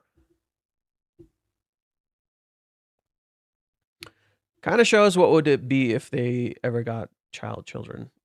Yeah, I mean, they're gonna have children, plural, because Chizuru wants a big family. Chizuru just can't take the lead. Fear won't let her. It's not that simple. Let me continue with what I wrote. Yeah, I wrote something. Let me continue with what I wrote. It's not simply just fear. It's not just, there's a little more to it. Where's the thing? Okay, not that. You turn off. Okay, there it is. Wait, is that the right one? What is going on? I'm confusing myself. Stupid bitch. Okay. So, last chapter. Kazuya looks at Mommy at the start of the chapter. When he tries to be honest with himself about what he just saw, he can't. He's in shadows. So, look at him right here. If anything, it's more like she likes... He can't say it. No. Don't be stupid. Do you have any idea how much trouble you've caused? She can't possibly like me. Why her play stopping from dating him? Come on, you gotta fight Chizuru. That's the thing. There is some sort of lie happening. Just slightly before I continue. Slightly before I continue. When I read 390, my assessment, and I still somewhat stand by this, I'm just not sure how true it is, Chizuru's lying about something. There is something she is lying about. I don't know what that is. Here, it looks like it's the kiss, right? Because if you pay attention to Chizuru's dialogue here, she omits the kiss completely. She doesn't talk about the kiss at all. She omits it completely. Minnie... Okay. This chapter starts with Minnie saying, right here, it's cute to think she was embarrassed, but why did she think she could hide it? She's referring to the kiss. What does Chizuru proceed to do? She doesn't talk about it at all. Not a single word is mentioned about the kiss. She doesn't say a word about it. She tells her Minnie all about this play. You don't hear about the kiss at all. And then later, she explains the kiss. What is Chizuru hiding here? Something is being hidden in plain view here. And you don't know what that is. Is her love being hidden because you see the moon, right? Is she not, does she not want to talk about the kiss? Is the play not real? A lot of people thought for a while the play wasn't real, and now we're seeing evidence that it is real. What's going on? Why is Chizuru creating this space? It doesn't add up. She clearly misses him. She clearly wants to be with him, but do you see why it doesn't add up? And then if you go back to the earlier parts of the series... Oh, so if you're worried about this making sense, Reiji openly said he's writing a mystery on purpose. He knows he's writing a mystery. He's saying he's writing a mystery on purpose. There's a reason. No, he's writing this on purpose, and I've already written like past stuff in the past where if you go and read like the Odaiba date, all the information you need to see why Kazuya was rejected was right in front of you. It's all right there. You just need to piece it together yourself, but you can't, and that's fine, and Reiji knows that. With this, something is weird. There is something missing. And I feel like there is a lie in plain space in this chapter. This chapter feels like a lie. Because you see Chizuru interacting with her friends earlier and making plans with them, and then here she is telling Minnie she can't make plans with Kazuya because of July 11th. And then if you go back to earlier parts of the series, she literally does not have issues interacting with Kazuya in the middle of a play. If anything, it's easier on her to interact with him during the play because when he's not around, it's distracting. She's worried when he's not around. Are you starting to see the problem? Reiji's 9 or 10 chapters ahead of us, right? He's, I believe, in 422, I think. He shared an image recently. I don't know where that image would take place. I'm not going to tell you what that image is. He just shared an image recently on his Twitter space. I'm not going to tell you what it is. It's not a big deal. Don't worry about it. It doesn't spoil anything major. It's not a big deal. It's probably something you could completely like fucking see and be like, oh yeah, that makes sense. And you know, it's nothing major, but he shared an image recently. So who knows? But yeah, no, there is something here. We're gonna go for it as a mystery manga underneath this guy's a romance manga. No. It's a romance manga with a lot of elements of drama, mystery, and these other elements going on. Reiji is back on Twitter Space. Not that much. Reiji currently is working a teaching position where he's teaching young people trying to get into the manga industry how to draw and like how to do like panel composition and things like that. So he's literally in the process of teaching people right now, and he's doing seminars. So he's not really so much back on Twitter Space that much. He just occasionally hops on. He reviewed Superman and didn't like it, for example. He did a small Twitter Space where he talked. I think it was like 2 weeks ago. He did a small Twitter Space where he talked. And it was kind of short. It was like an hour. He barely said much. There wasn't really too much to it. He talked a little bit about the manga. He's kind of excited for where we're going. That's kind of where he said. And then he shared the image recently. He also saw the movie Lion, which I saw when I was younger, and I cried. And then he said he cried, and I'm like, yeah, we relate on that front. He didn't like Superman. I love Superman.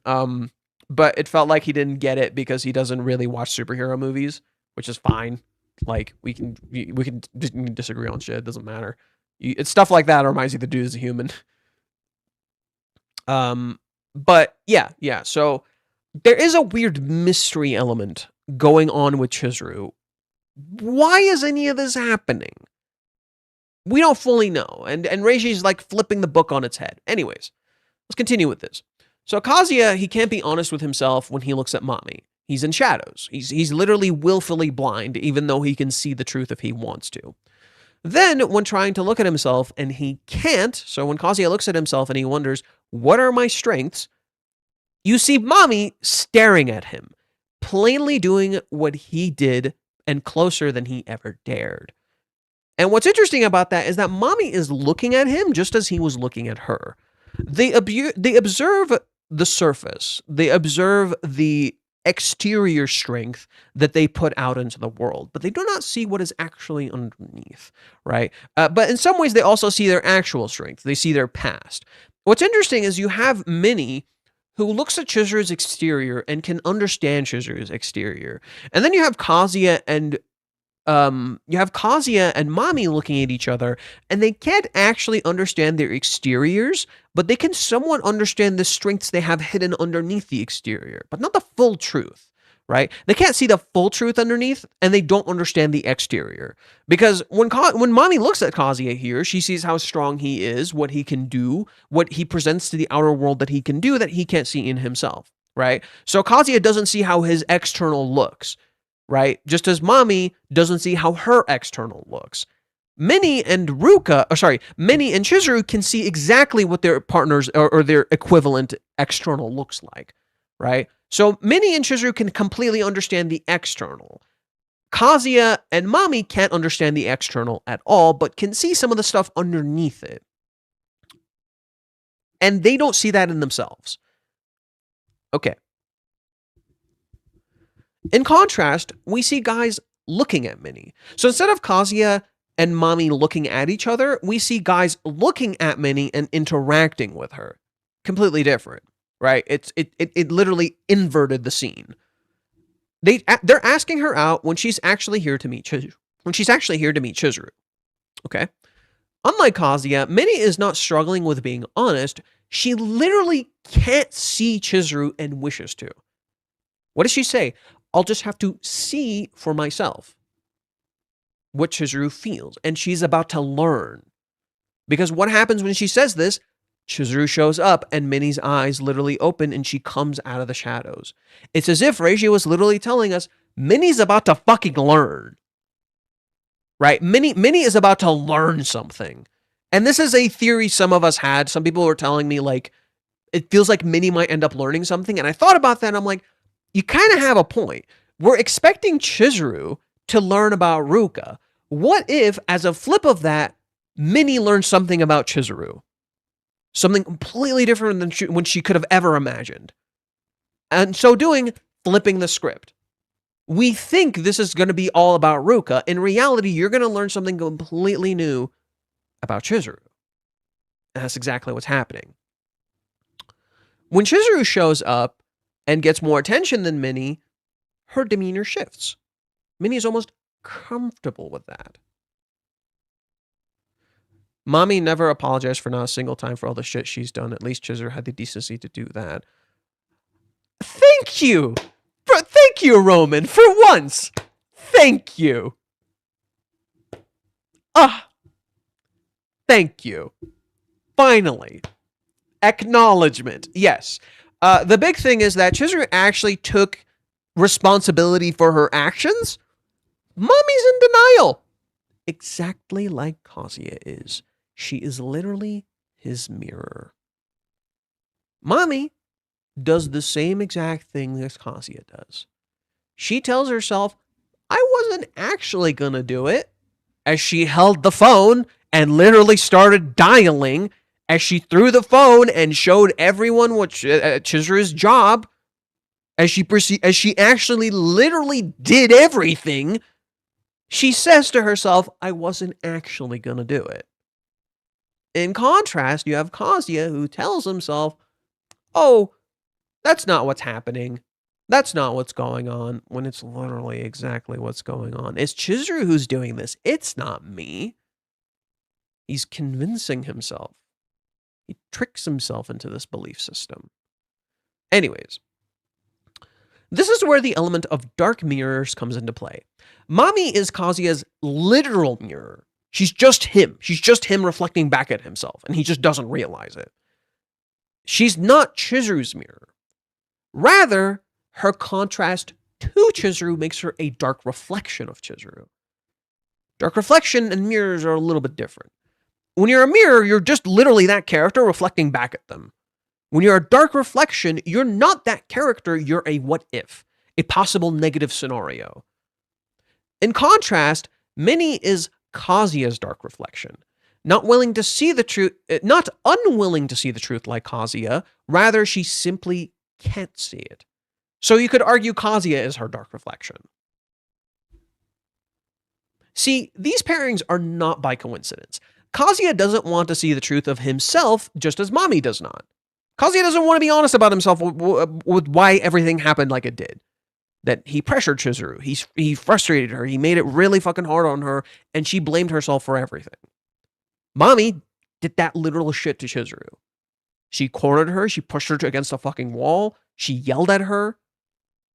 Mami was just more directly negative. Kazuya just doesn't see the negativity of his own actions. In contrast, they can see each other's strengths that they cannot see in themselves and admire that. Kazuya sees how capable Mami is, just as Mami secretly admires him and sees how capable he is on the surface. And yet, Kazuya's love life is in total fucking shambles. He doesn't know what the hell he's fucking doing, right? Mami seems really capable when it comes to, like, living life. She's kind of not, right? She just doesn't see how capable she is. What they're seeing in each other is the hidden potential. The things they refuse to see in themselves. Mami can see how Kazuya is really honest and working hard and he's doing all these things, but she can't see how he's kind of a total mess right now. Right? She's just too busy admiring him. He's too charming. She's busy looking at what she wants to look at. Let's flip to Minnie. Minnie and Chizuru are the flip of this. Minnie can't see the full truth of Chizuru and vice versa. She literally can't. Like, not in a I choose not to. Literally, I cannot see. But she wants to see. Yet Minnie is jealous of and admires Chizuru's eye-catching beauty. She can actually literally see her actual strengths. Whereas Kazuya and Mami are seeing the strengths they are not actually fully displaying and they could actually do. Mami and Kazuya are somewhat looking at illusions. Minnie is kind of like actually seeing the truth, but it looks like an illusion, which is kind of a weird thing to say. Okay? In contrast, Chizuru is jealous of and admires how Minnie can talk to Kazuya while she thinks she cannot, mentioning him. When Chizuru mentions him, it tells you she misses him and she wants to talk about him, which Minnie kind of makes worse for Chizuru here because Chizuru is trying to be a little vulnerable with Minnie here, and Minnie does this shit, and Minnie's like, I'm getting the thing I want, but she's not considering, like, okay, come on, she wants to talk about him. Don't say that shit. Don't say, oh, are you curious? Oh, are you curious? Don't say that shit. Come on, just fucking talk to her. Minnie, just fucking talk to Chizuru. Don't do your mission bullshit. Just fucking talk to her. She clearly wants to talk about him. Why you gotta make it into a fucking game? That's the problem. It's right in front of Minnie, and she's just having a hard time being honest with herself about what she's seeing because she's so busy living her own life her way, and she's not really thinking about that. Okay. Minnie is Chizuru's mirror. Chizuru can't see Kazuya and what he's going through because he won't let her. Just as Minnie can't see Chizuru because she won't let her. Now Chizuru's gonna let her. Chizuru is now literally letting Minnie know. She's like, okay, you're gonna find out anyway. Kazuya's gonna tell you anyway. I learned that the hard way. So I'll just talk to you. I'll just let you in.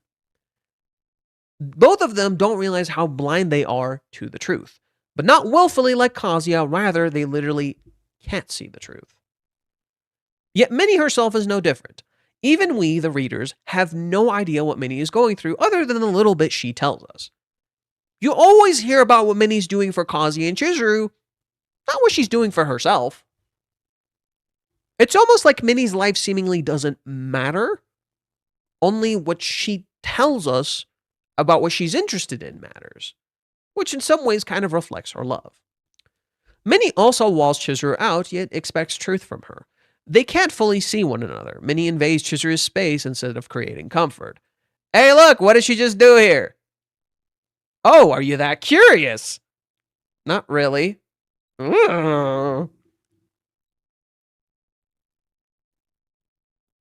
Instead of creating comfort for her to talk about Kazuya, because she clearly fucking wants to, you don't need to state the obvious.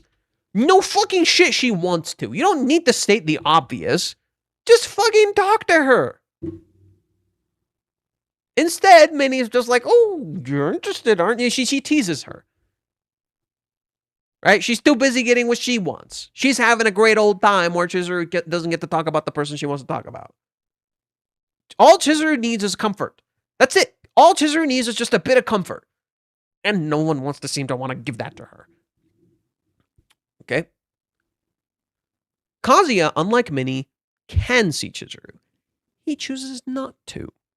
Chizuru can see Kazuya, but not fully. Not everything. And Minnie can't see both of them clearly. This creates a triangle-like dynamic where the characters can't see each other fully, but their time together means the world to them. Chizuru being unable to see Kazuya fully acts as an irony, considering her line about him not seeing her fully. This is the core of this arc. So remember when she says, like, maybe you love Mizuhara?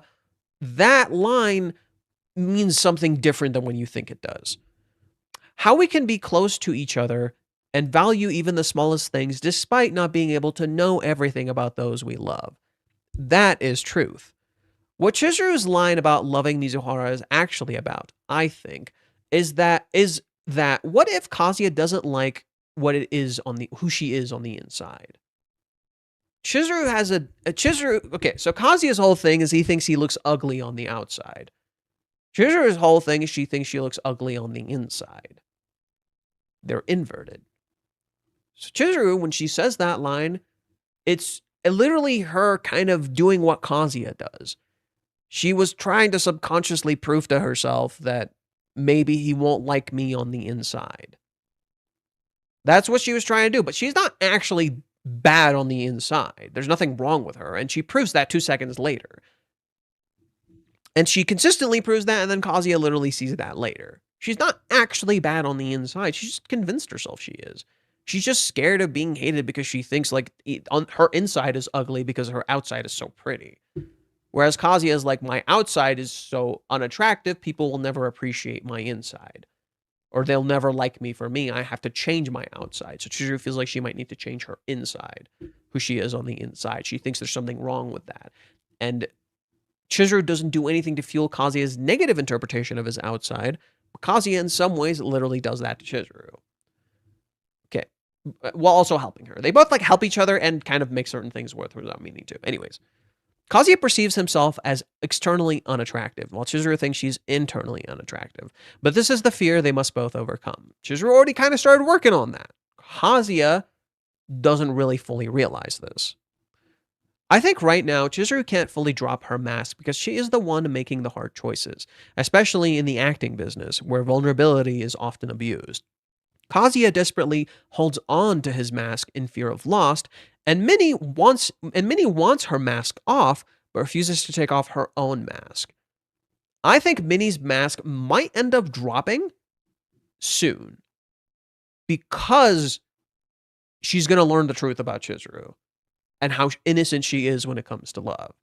Because I think this is what Reiji's doing. This is the whole point of this meetup between Chizuru and Minnie. Minnie has been saying a whole lot about Chizuru, hasn't she? And yet, what's going to happen? She's going to end up siding with Chizuru. That's what I think is literally going to happen. Minnie's literally going to end up siding with Chizuru.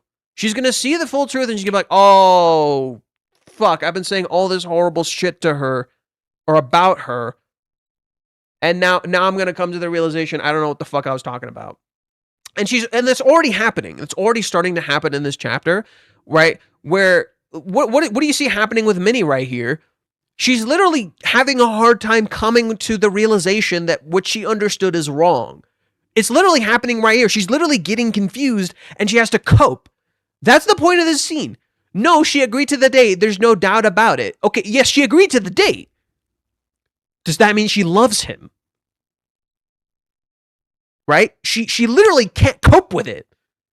She can't cope with the reality that she does not understand. And Minnie's having her wake-up moment where she's going to have to snap the fuck out of it and realize how much of a jerk she's been to Chizuru in the background, how she's been talking shit about her this whole fucking time. Right? We're so busy seeing the positives of Minnie here, we completely forgot how she's been talking mad shit about Chizuru behind her back to Kazuya. This is why I say Minnie's not the go. Minnie can be smart and she can be good, but she's absolutely been talking mad shit about Chizuru. She's going to look like a massive asshole. And it's kind of baffling to me that people just kind of like, they're so caught up in this moment and how things are playing out in this moment that they're not seeing the full truth of what's going on. Okay. So let's reread the chapter carefully. Carefully. Minnie and Chizuru are mirrors of each other. Try two hardworking women that can handle their business like a pro, but totally ignorant cowards when it comes to love. Okay, let's remove the coward. If we're saying, and also not ignorant, innocent. No. Mommy's more of an, Minnie is more of an ignorant coward. Chizuru used to be a bit of a coward. She's not really anymore. Minnie is more of her past self. Just as Mommy is more of Kazuya's past self.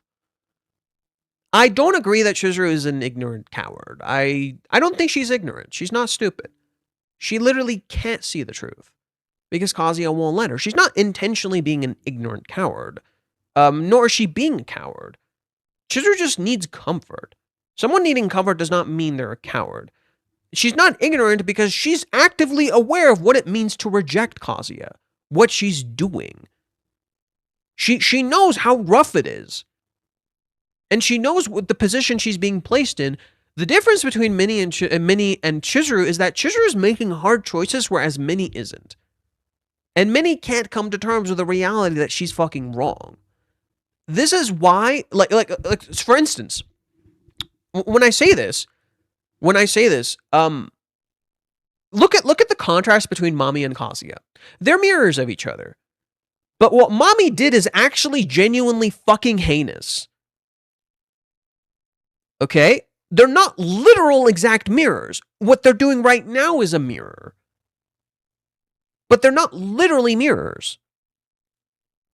But they're not actually quite that same, because what Mommy's doing is really bad. She's like acting all lovey-dovey with this person that she like said heinous shit about. Oh, look! Are you starting to see a parallel between Mommy and Minnie? Mommy said so much heinous shit about Kazuya behind his back to Chizuru. Minnie said so much heinous shit about Chizuru behind her back to Kazuya. Are you starting to see a parallel? Yet neither Kazuya nor Chizuru said heinous shit about each other behind their back. In fact, they were actively protective of the other person and they didn't blame them for anything. They thought they were at fault. Do you see how they're not really that much of a mirror? They're mirrors in the sense that they are doing similar things right now. In Chizuru's case, she's a mirror to Minnie because she can't see the full truth, just as Minnie can't see the full truth. But Minnie is creating these circumstances for Chizuru to act like this, just as Mommy is in some ways facilitating the situation for which to cause Kazuya to act a certain way. But they're not exactly the same. They're just mirrors on the surface. I especially really disagree with the idea of Chizuru being an ignorant coward. She's not a coward. Chizuru is absolutely not a fucking coward. This girl puts herself fucking out there. I wouldn't say that was heinous, that was the heat of the moment. She does it consistently. Minnie says really bad shit about Chizuru consistently. You can't, no. You can't excuse Minnie and just say it was in the heat of the moment. There comes a point where you have to take responsibility for your own actions. Now, I'm not going to say what Minnie did is nearly as bad as what Mommy did. It's not. But to say there is not a parallel between the two of them is bullshit. There is. There absolutely is a parallel between the two of them. Because Minnie was talking mad shit about Chizuru and never considered the words she was saying. She pinned the blame of Ruka all on Chizuru. How is that in any way, shape, or form Chizuru's fault? She said Chizuru is just some pretty girl who deserves to be worried. She literally is worried. What the fuck are you on about? She tells Kazuya Chizuru is just a drunk bee who just enjoys stringing him along. She constantly says these things about Chizuru and then never considers what saying that means. Whereas Mommy was intentionally saying negative things. The difference between the similarities between Mommy and Minnie lies in the fact that both of them are somewhat in denial about their feelings. Whereas Mommy is actively acting on her feelings now, but is in denial about her identity. Minnie is in denial about her, is not in denial about her identity, she's in denial about her feelings. They're flipped now. But they're literally the same thing. They both did the same stuff. You can't really excuse Minnie by just saying, oh, it was just in the heat of the moment. She does it consistently. It's not in the heat of the moment. She did it in chapter 388. She did it in chapter 389. She did it in chapter 390 to Chizuru's face. She then proceeded to do it in other chapters. She did it before that in chapter 252. It's a reoccurring pattern. It's not just occasionally or in the heat of the moment. She does it all the time. She has a flawed perception of Chizuru, and that is absolutely true. And she needs to come to terms with that. That this flawed perception of Chizuru is warping her, how she sees her.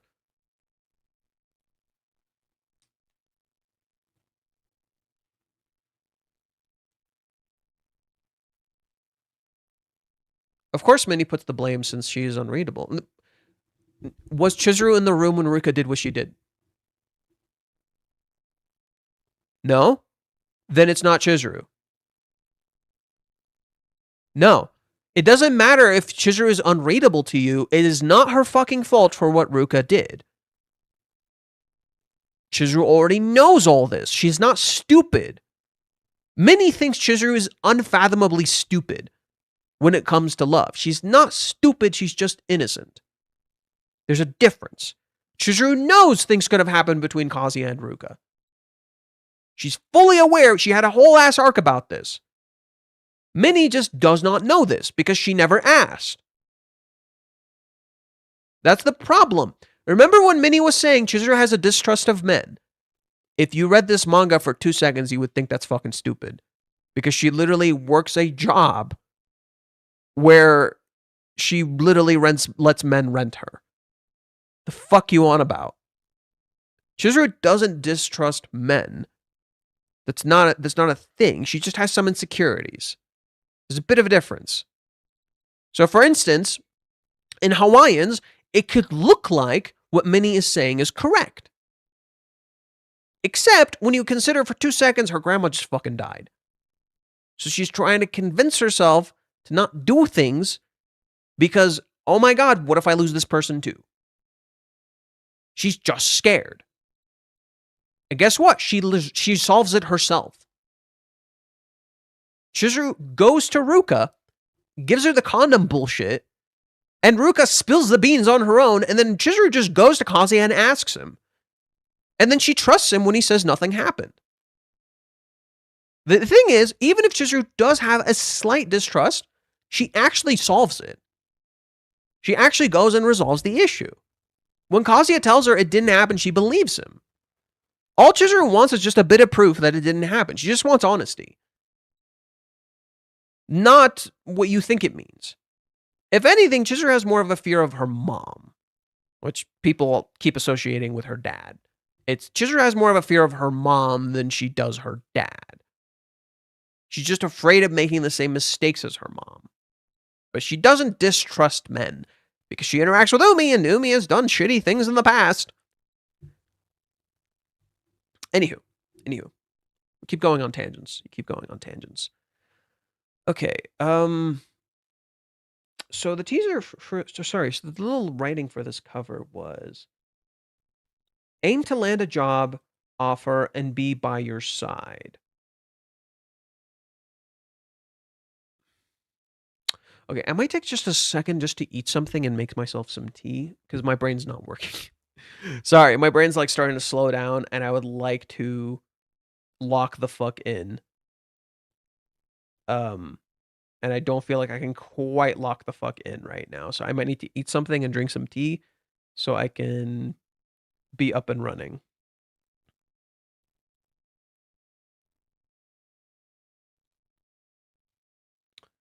Let's see. Some stuff from Japanese fans.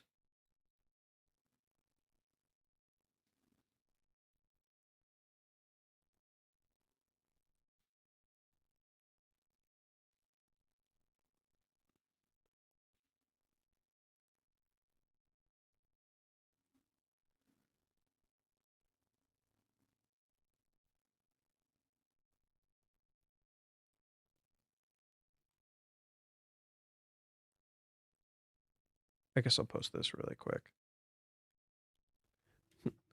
Absolute cinema.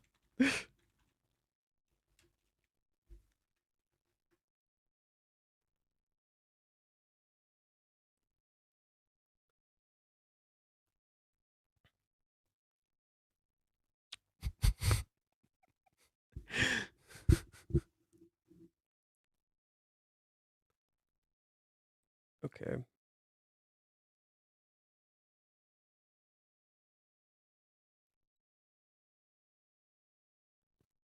Oh, and that's gonna be the rough part. Minnie's not gonna tell Chizuru to call Kazuya. Oh, Minnie's not gonna tell Chizuru to call Kazuya.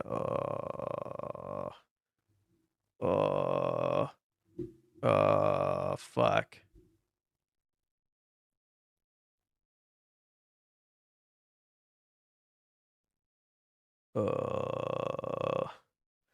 Crap baskets. Oh. Oh no, because Minnie's gonna realize the truth and then she's just gonna be like, don't call him. Oh, fuck. Yeah, you can't see the manga because every time I click off, it does that. Every single time I click off, it does that shit. It's quite obnoxious, frankly. This is such a stupid thing to fucking add. This is such a stupid fucking thing to add. God damn it.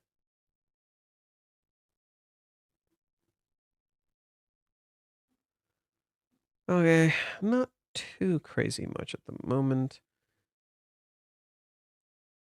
It's basically contradiction to what had said to Kazuya. Who said what?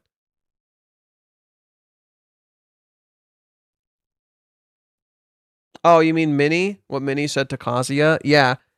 Minnie's gonna realize how wrong she is about Chizuru, and then she's just gonna be like, fuck, they shouldn't talk. And that's gonna make it worse. Because she's gonna see how inexperienced Chizuru is when it comes to actual real love. And she's gonna be like, oh my god, Chizuru can't handle it, Kazuya fucked up, all that fun stuff. Like, I can just see Minnie starting to panic. Like, I think the panic is gonna start with Minnie. And then we're gonna go to Sumi, and it's gonna look really positive. And I think it's really interesting that we cut straight to Sumi right after this. Yeah, there's an intentional parallel here. Okay, so I'm gonna go eat. Just give me like 10 minutes. I don't want to eat on screen.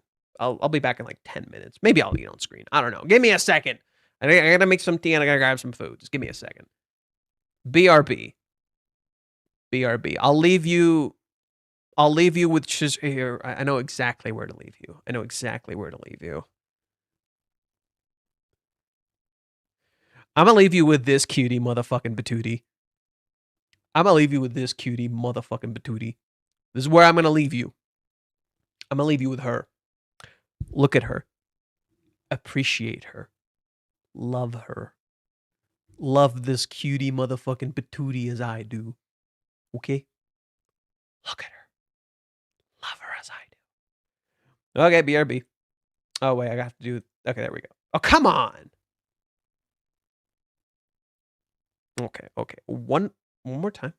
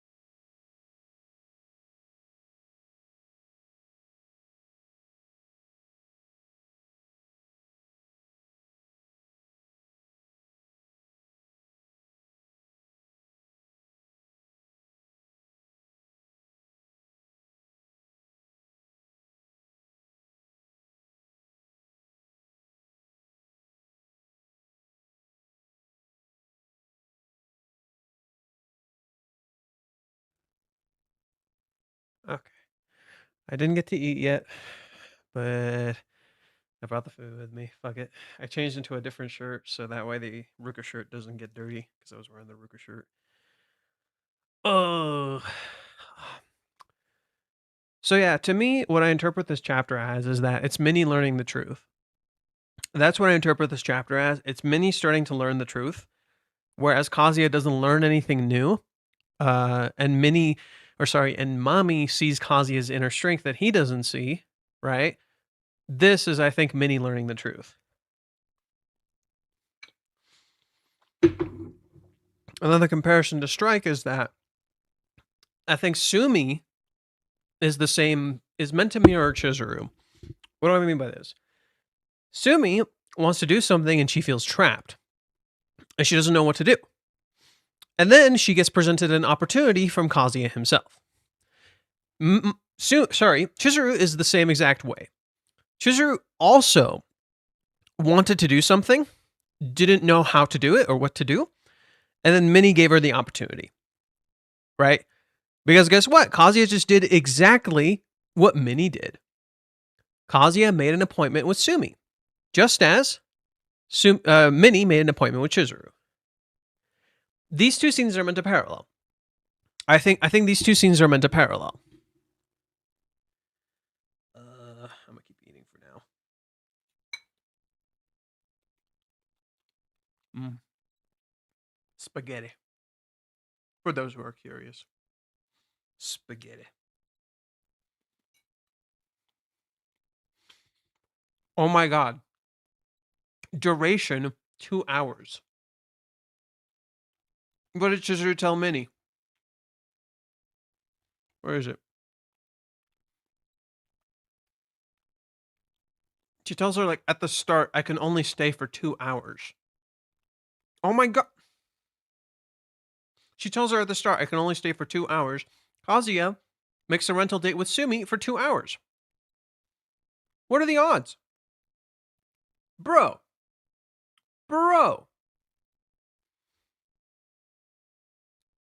Aquarium Shinosuke. Requested time June 17th. Is June 17th a special day? Is it a holiday?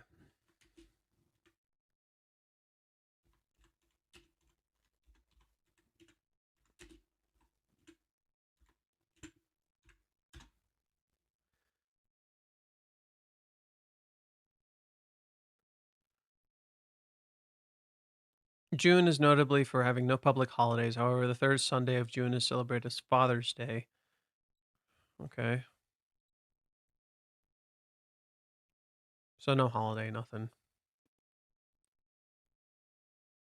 July 17th, Tokyo Day.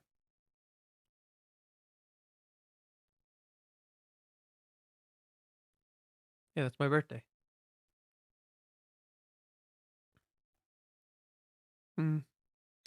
Okay, so no importance to the June 17 element.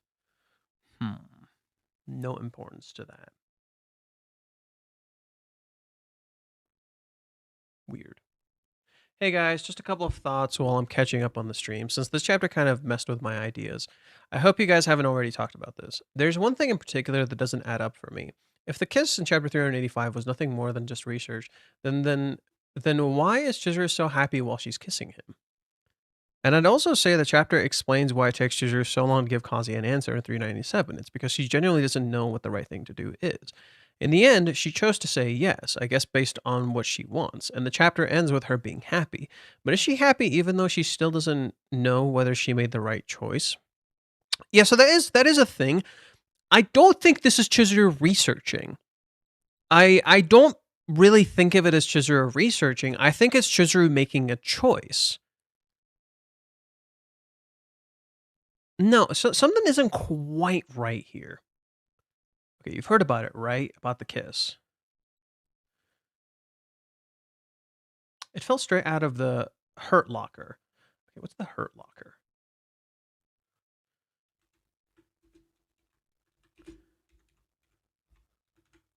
I've never heard of this. Oh my god, I didn't write anything. The Hurt Locker. I've never heard of that.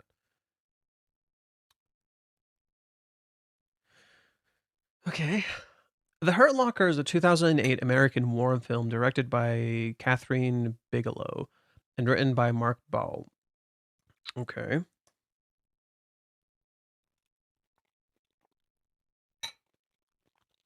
It stars Jeremy Renner. Okay. It follows an Iraq war bomb disposal team who are targeted by insurgents and shows their psychological reactions to the stress of combat. Ball drew on his experience during the embedded access to write the screenplay. The Hurt Locker premiered in blah, blah, blah, blah. The Hurt Locker is considered one of the most influential war films in the 2000s and the 21st century. In 2020, it was selected for preservation in the United States National Film Registry by the Library of Congress as cultural, historical, or aesthetically significant. What the fuck? Considering it's about the Iraq War, I'm just like, ugh, ugh. Mostly because the U.S. loves to like be like, oh, look at how we suffered in the Iraq War, and then just don't talk about how they like fucking kill a shit ton of people. But let's just keep reading. During the second year of the Iraq War, a U.S. Army explosive ordnance disposal team with Bravo Company identifies and attempts to destroy an improvised explosive device with a robot. With the wagon carrying the trigger charge breaks. Team leader Staff Sergeant Matthew Thompson places the charge by hand but is killed when an Iraqi insurgent uses a cell phone to detonate the charge. Squad mate specialist Owen Eldred feels guilty for failing to kill the man with the phone. Okay. He's often feels guilty. Okay, this is already getting a little interesting. Sergeant First Class William James replaces Thompson. He is often at odds with Sergeant J. Senborn. Okay, I'm already messing up who these people are. Okay, Staff Sergeant Matthew Thompson places the charge by hand, but is killed in the Iraqi War.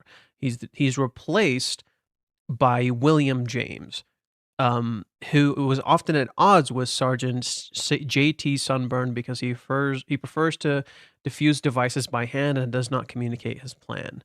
He prefers to diffuse devices by hands and does not communicate his plan. Okay. He blocks Sunburn's view with smoke grenades as he approaches an EAD and defuses it only moments before an Iraqi insurgent attempts to detonate it with a 9-volt battery. In another incident, James insists on disarming a complex car bomb despite Sunburn protests that it is taking too long. James responds by taking off his headset and flipping off Sunburn. Sunburn is so worried about his conduct that he openly suggests fragging James to Edridge while they are exploding unused ordnance outside of the base. Okay. I'm seeing some similarities, but haven't fully pieced it together yet. On their return to base, they encounter 5 armed men in Iraqi guard by the SUV, which has a flat tire. After a tense encounter, James learns that they are friendly British private military contractors. While fixing the tire, they came under sniper fire. 3 of the contractors are killed before James and Sunburn take over counter-sniping, killing 3 insurgents. Okay. During a raid on the warehouse, James discovers a body bomb he believes is Beckham, an Iraqi boy who sells DVDs and plays soccer outside of the base. During the evacuation, Lieutenant Colonel John Cambridge, the camp's psychiatrist, and Eldridge's counselor is killed in an explosion. Eldridge is further traumatized. So this is talking a whole lot about trauma, which seems really relevant. Eldridge is further traumatized. James sneaks off base with Beckham's apparent associate at gunpoint, telling him to take Beckham home. He's left at home of an unrelated Iraqi professor, and James flees. Called to a patrol tanker detonation, James decides to hunt for the insurgents responsible nearby. Sunburn protests, but when James begins a pursuit, he and Eldridge follow. After they split up, insurgents capture Eldridge. James and Sunburn rescue him, although Eldridge is shot in the leg. The following morning, James is approached by Beckham, alive and well, whom James ignores and walks by silently, before being airlifted for surgery. Eldridge angrily blames James for his injury. Okay. The day before their deployment ends, they are called to disarm a bomb vest strapped to a man against his will. James cannot cut the locks off before the timer expires, and they are forced to abandon the man. Sunburn is distressed at the near-death experience and lamenting that no one other than his parents would have been sad at his death. Tells James that he wishes to leave the service in order to have a son. After Bravo Company's rotation ends, James returns to his ex-wife Connie and their infant son. However, he is unfulfilled by routine civilian life at home. James confesses to his son there's only one thing he knows he loves. He starts another year-long tour of duty with Delta Company.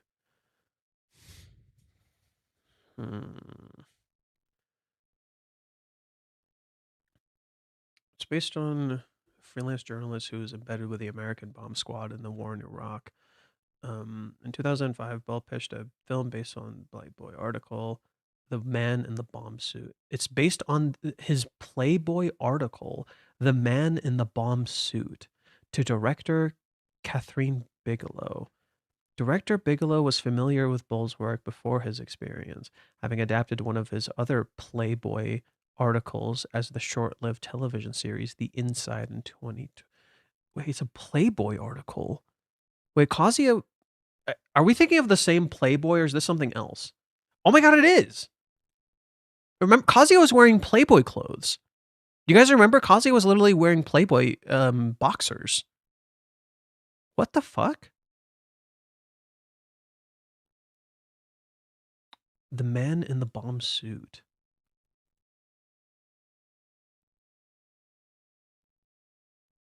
What the fuck? Wait. What the hell?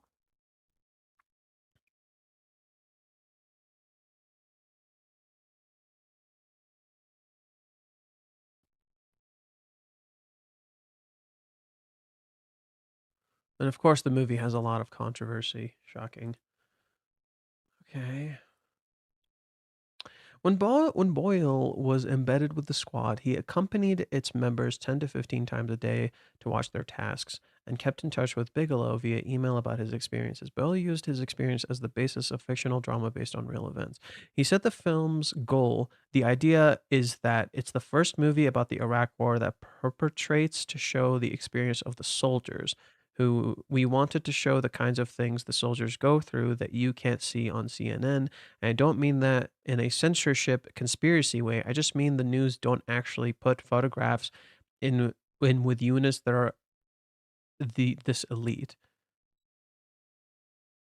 Maybe that's what it is. Maybe that's what it is. I think maybe that's why Reishi's referencing it. The Hurt Locker is about you seeing the experience of someone else that you don't know. You don't know what they went through. Right? So that's the Hurt Locker. You're keeping it in a lock. Get it? Or at least I think maybe that's the meaning. I could be wrong. So maybe that's the point of that reference. The one with diffusing bombs, the Battle of the Axes, or the X's. Battle of the X's, the Oscar show that year was amazing, huh?